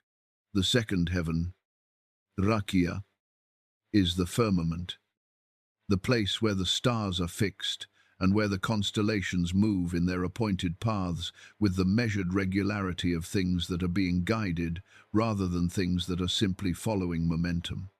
But Rakia is more than an astronomical region. It is the heaven of record, the place where the watchers dwell, faithful angels whose task is the continuous documentation of human life in all its complexity.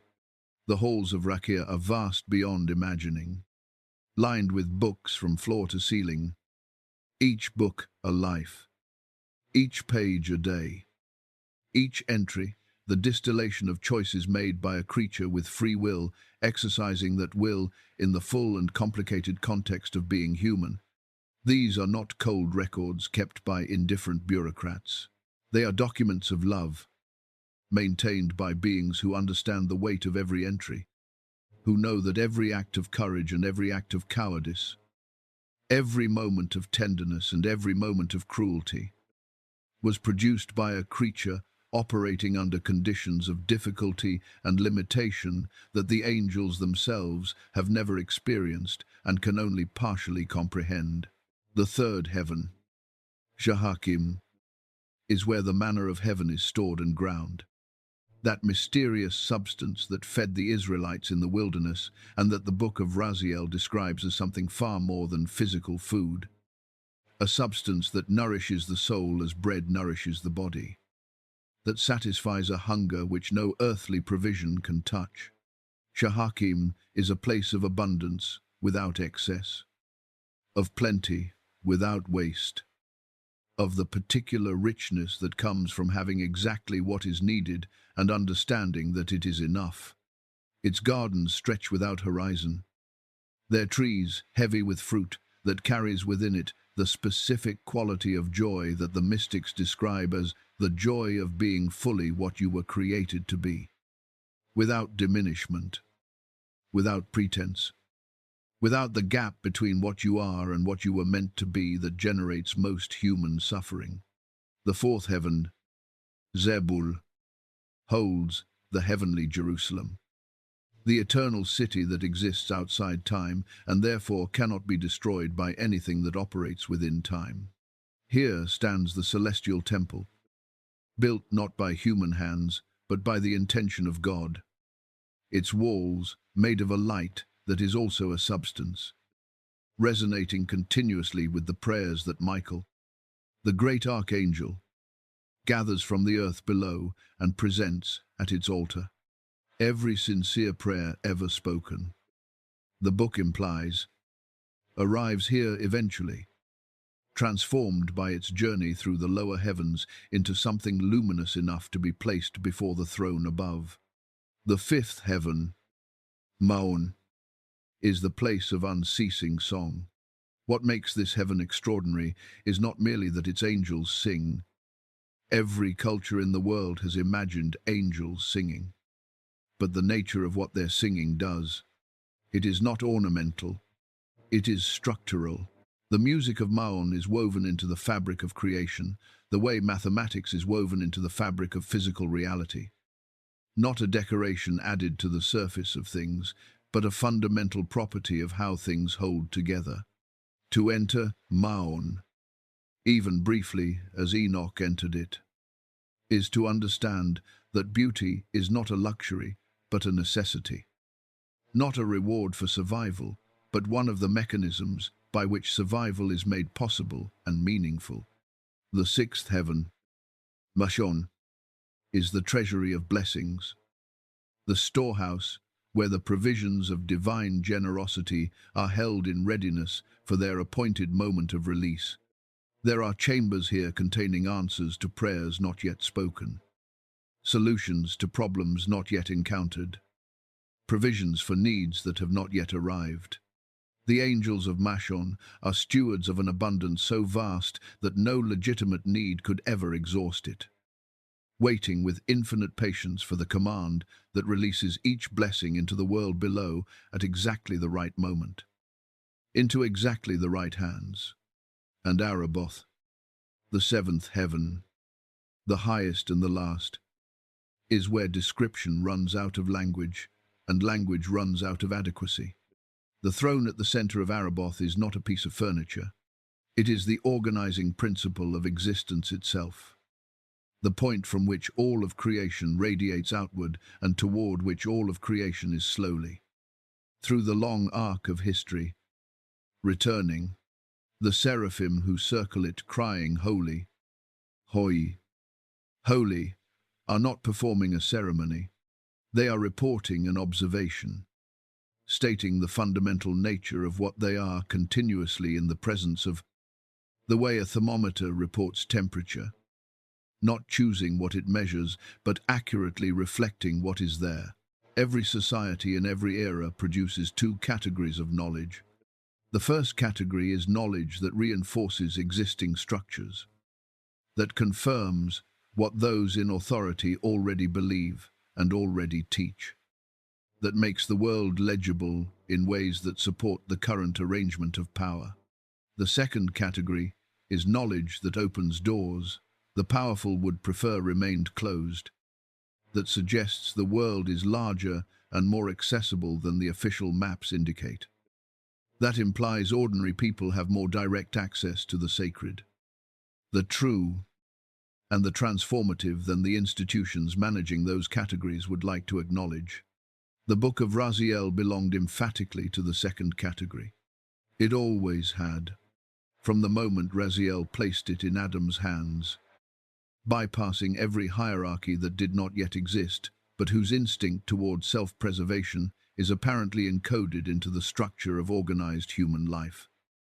The book represented a direct line between the individual soul and the source of all existence. No intermediary required, no credential necessary, no institution to pass through, no authority to petition, no gatekeeper to satisfy, just a human being, a book, and the God who gave it.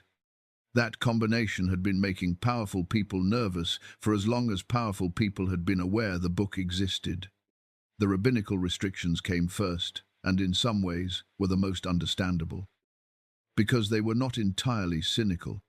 The men who established the rules governing access to mystical knowledge, who said that only those over 40 should study it, that only married men of demonstrated righteousness should approach it, that only those who had first mastered the entire body of Jewish law should be permitted to venture into its more mysterious territories. These men had genuine reasons for their caution. They had seen what happened when powerful knowledge reached unprepared minds. The history of Jewish mysticism is not without its disasters.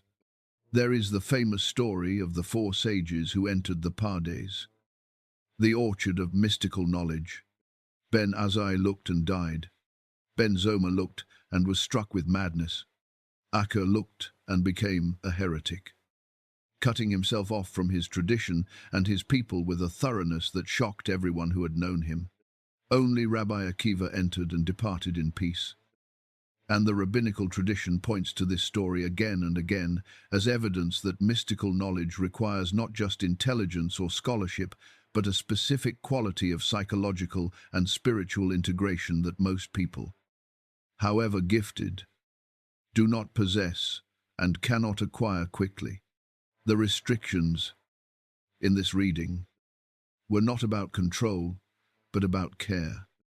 The care of teachers who had watched students damaged by encounters with realities they were not ready for. But care and control look identical from the outside when you are the one being kept away from something.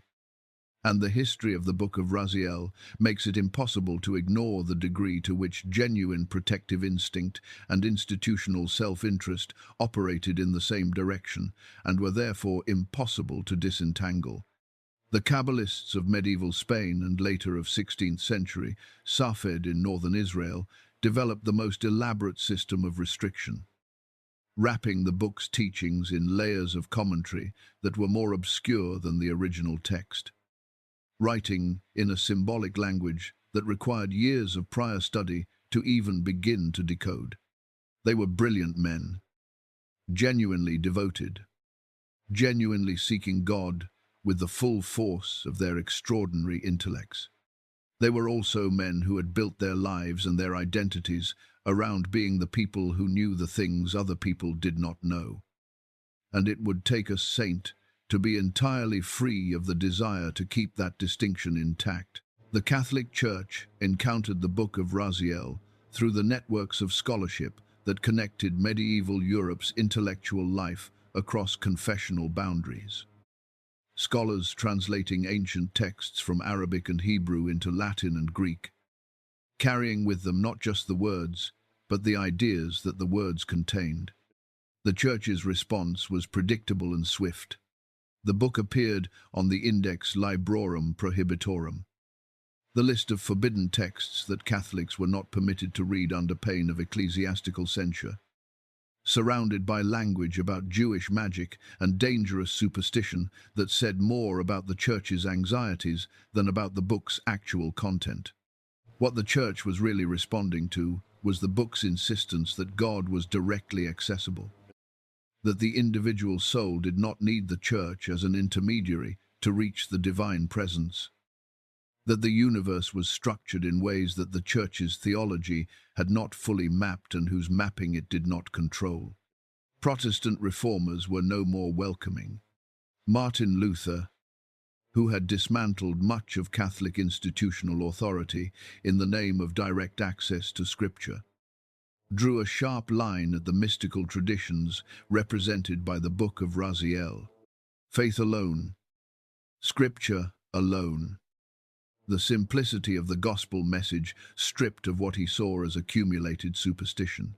The Book of Raziel, with its angel names and divine names and heavenly diagrams, looked to Luther like exactly the kind of elaborate distraction from simple faith that he had spent his life arguing against.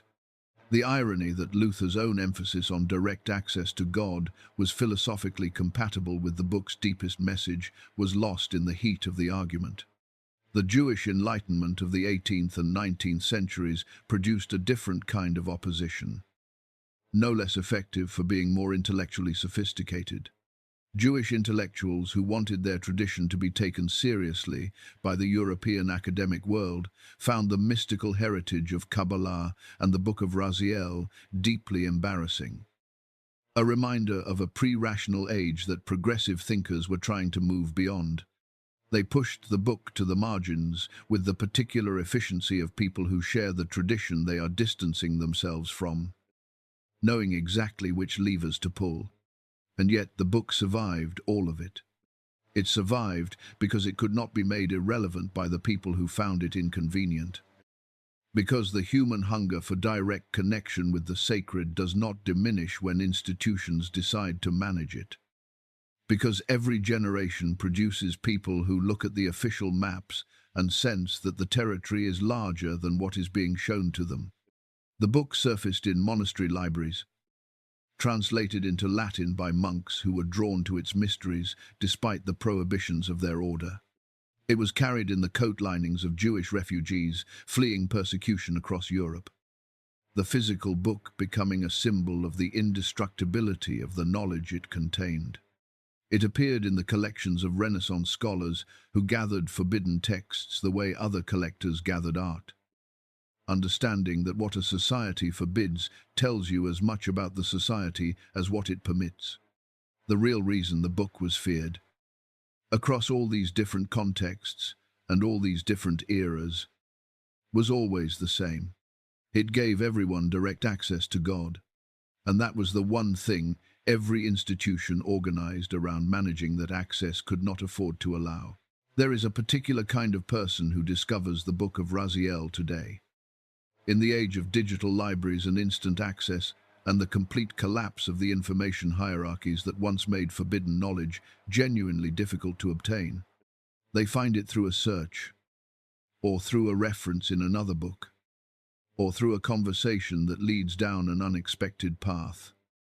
And they come to it carrying a mixture of excitement and uncertainty that is entirely appropriate to the encounter.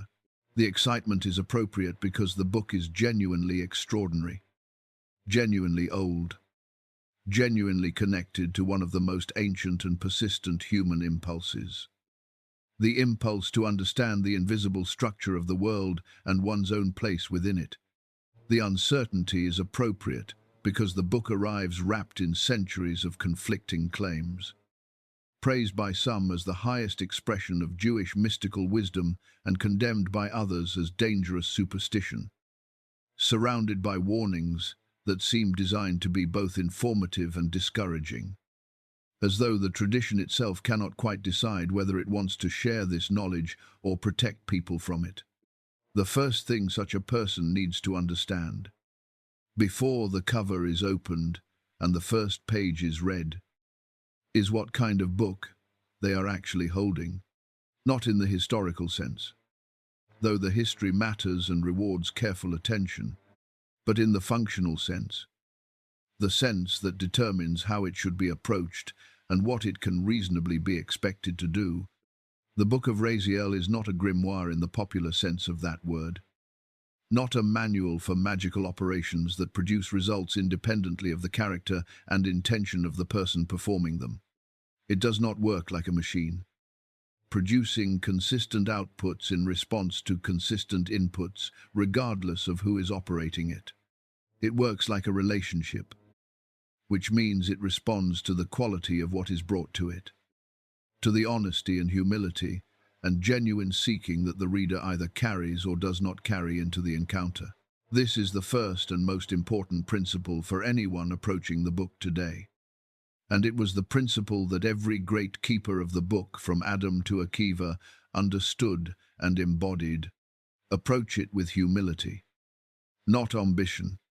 The distinction sounds simple, but it runs very deep, and its implications touch every aspect of how the book is read and what happens as a result. Ambition, in this context, does not mean wanting to grow or learn or improve. Those are not ambitions, but hungers, and the book is designed to feed them. Ambition in this context means approaching the book as a means to an end that is ultimately about the reader's own enhancement. Their power, their status, their ability to impress or influence or control. The person who reads the book of Raziel to become someone who knows the book of Raziel has already misread it before they have turned the first page. The book knows the difference, not in any mechanical or punitive sense.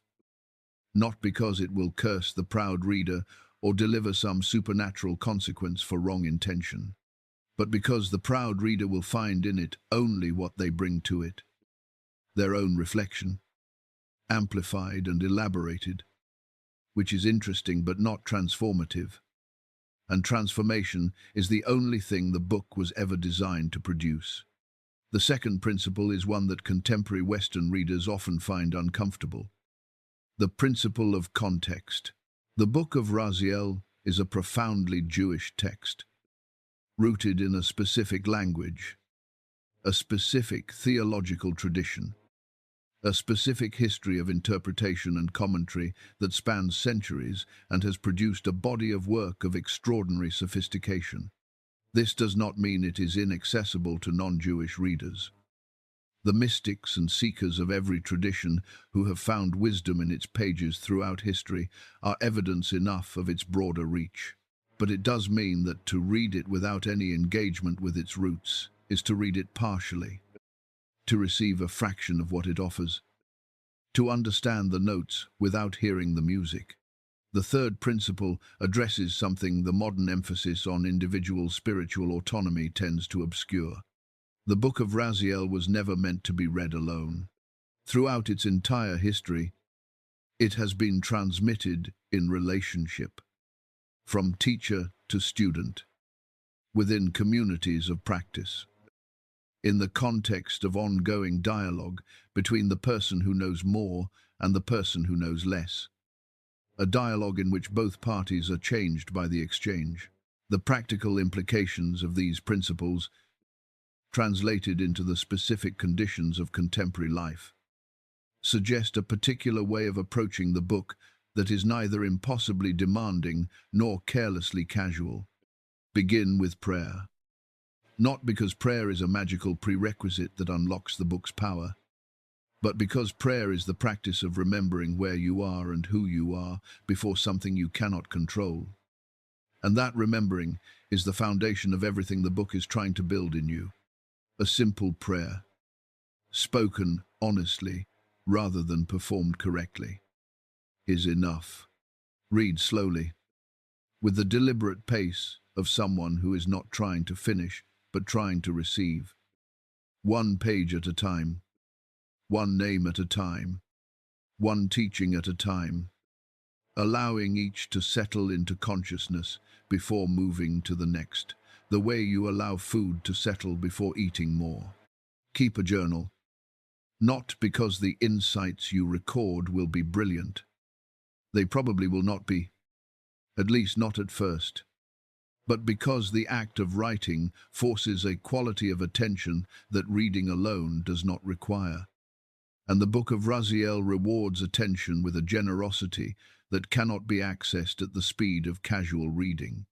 Practice what you learn, because the book is not a collection of information but a series of invitations, each one asking the reader to do something specific, to pray in a particular way, to approach a particular relationship with a particular quality of attention, to perform a particular act of kindness or forgiveness or courage that the teaching points toward, and share what you find.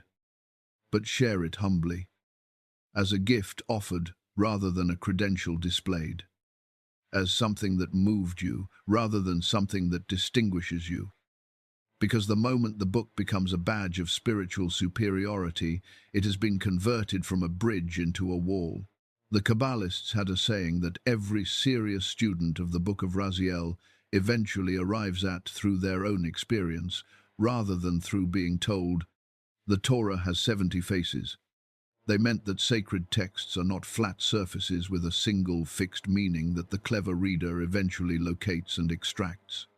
They are living structures whose meaning changes as the reader changes, revealing new depths, not because the text has changed, but because the reader has grown into the capacity to perceive what was always there.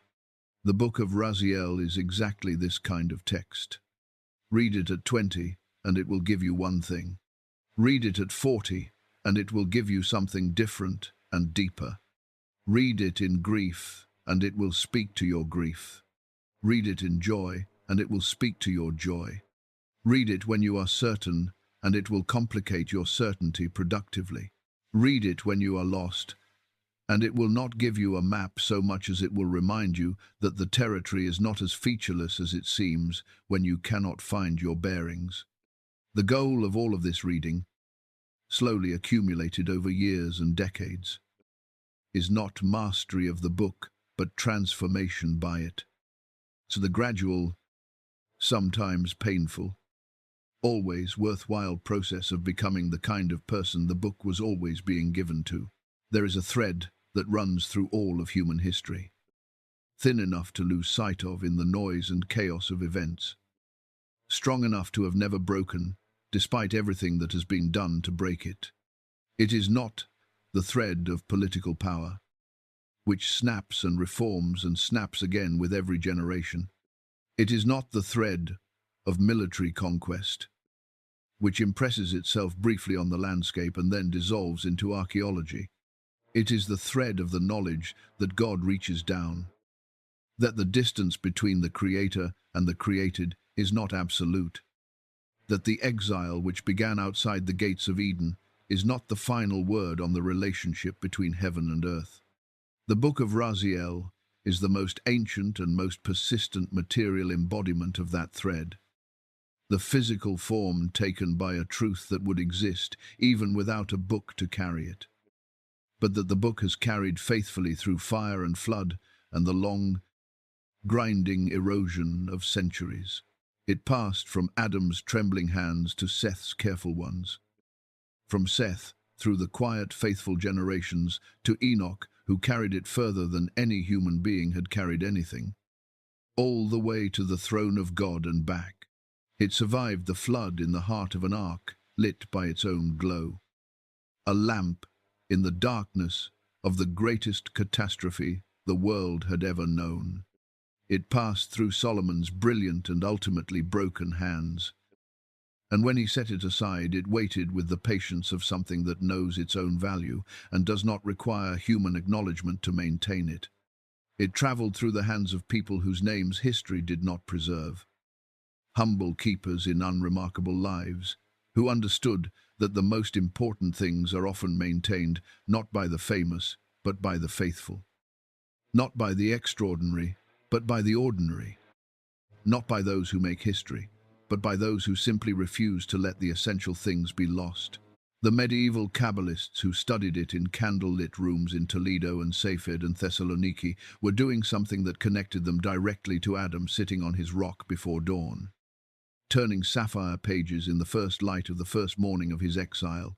The Jewish families who carried worn copies sewn into their clothing as they fled the pogroms of Eastern Europe were doing something that connected them to Noah, wrapping the book in cloth and storing it at the heart of the ark before the previous rain began. The scholars who translated it into Latin and Greek and eventually into English and every modern language, making it available to people who would never have found it in its original form, were doing something that connected them to Seth, teaching his son Enosh, to Jared placing the book in young Enoch's hands, to every act of transmission across every gap of language and culture and time that the book had ever crossed. The thread runs through all of them.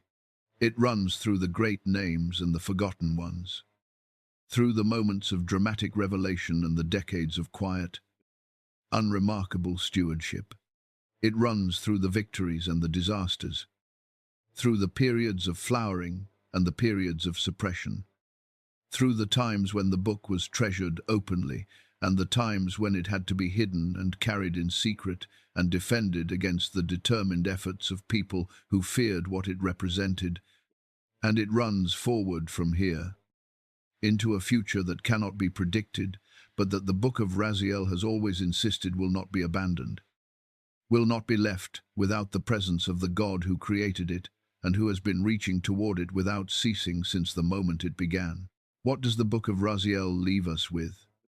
After all of this, after the journey from Eden to the present, after the angels and the flood and the kings and the mystics and the centuries of hiding and the gradual return to visibility, it leaves us with something simpler than any of its secrets, something that does not require knowledge of Hebrew or familiarity with Kabbalistic symbolism or years of study in the traditions it emerges from. It leaves us with the knowledge that the universe is not indifferent, that, behind the visible surface of things, behind the rocks and dust and thorns that Adam and Eve found outside the garden, behind the difficult and sometimes brutal texture of ordinary human life, there is an invisible architecture of purpose and care, maintained by beings of extraordinary power and dedication, overseen by a creator whose attention to the individual human soul is as complete and as personal as if each of us were the only creature that existed. This is not a comfortable knowledge in the sense that it resolves the questions and relieves the tensions of human existence. The Book of Raziel does not promise a life without difficulty. Adam had the book and still spent his days in labor and his nights in grief. Noah had the book and still watched an entire world end. Solomon had the book and still managed to lose his way so thoroughly that his final years were an elegy for everything he had squandered. The book does not protect against suffering. What it does is something more fundamental and ultimately more valuable. It recontextualizes suffering, places it within a frame large enough to contain it without being overwhelmed by it, reminds the person who is suffering that the darkness they are in is not the whole of the reality they inhabit, that above and around and within the darkness there are 7 heavens of increasing glory, that the angels whose names fill the book's pages are not distant or indifferent, but present and active, that the 72 names of God are not locked behind credentials or confined to institutions, but available to anyone who speaks them with a humble and sincere heart. The closing prayer that has been spoken over this book in every generation, in every language, in every circumstance from joy to desperation, isn't it? It is the most natural thing in the world. The response of a human being who has spent time in the presence of something genuinely sacred and finds at the end of that time that the only adequate response is gratitude. Gratitude for Adam, who received the book with trembling hands and kept praying even when the sky gave no answer. Gratitude for Enoch, who walked with God so completely that God simply kept him. Gratitude for Noah, who built in faith for 120 years while the world laughed. Gratitude for Solomon, whose failure taught us as much as his wisdom.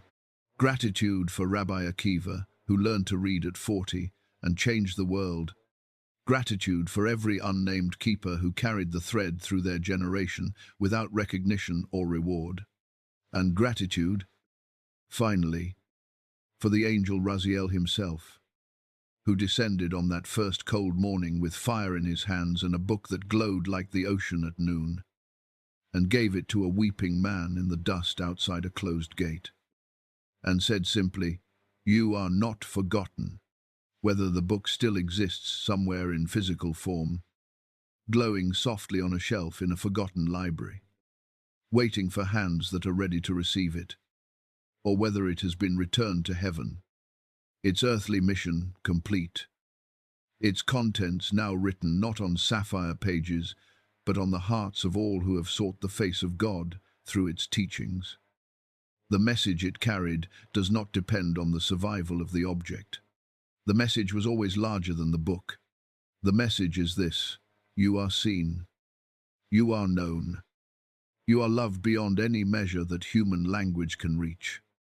And the way home, no matter how far you have traveled from it, is never entirely closed.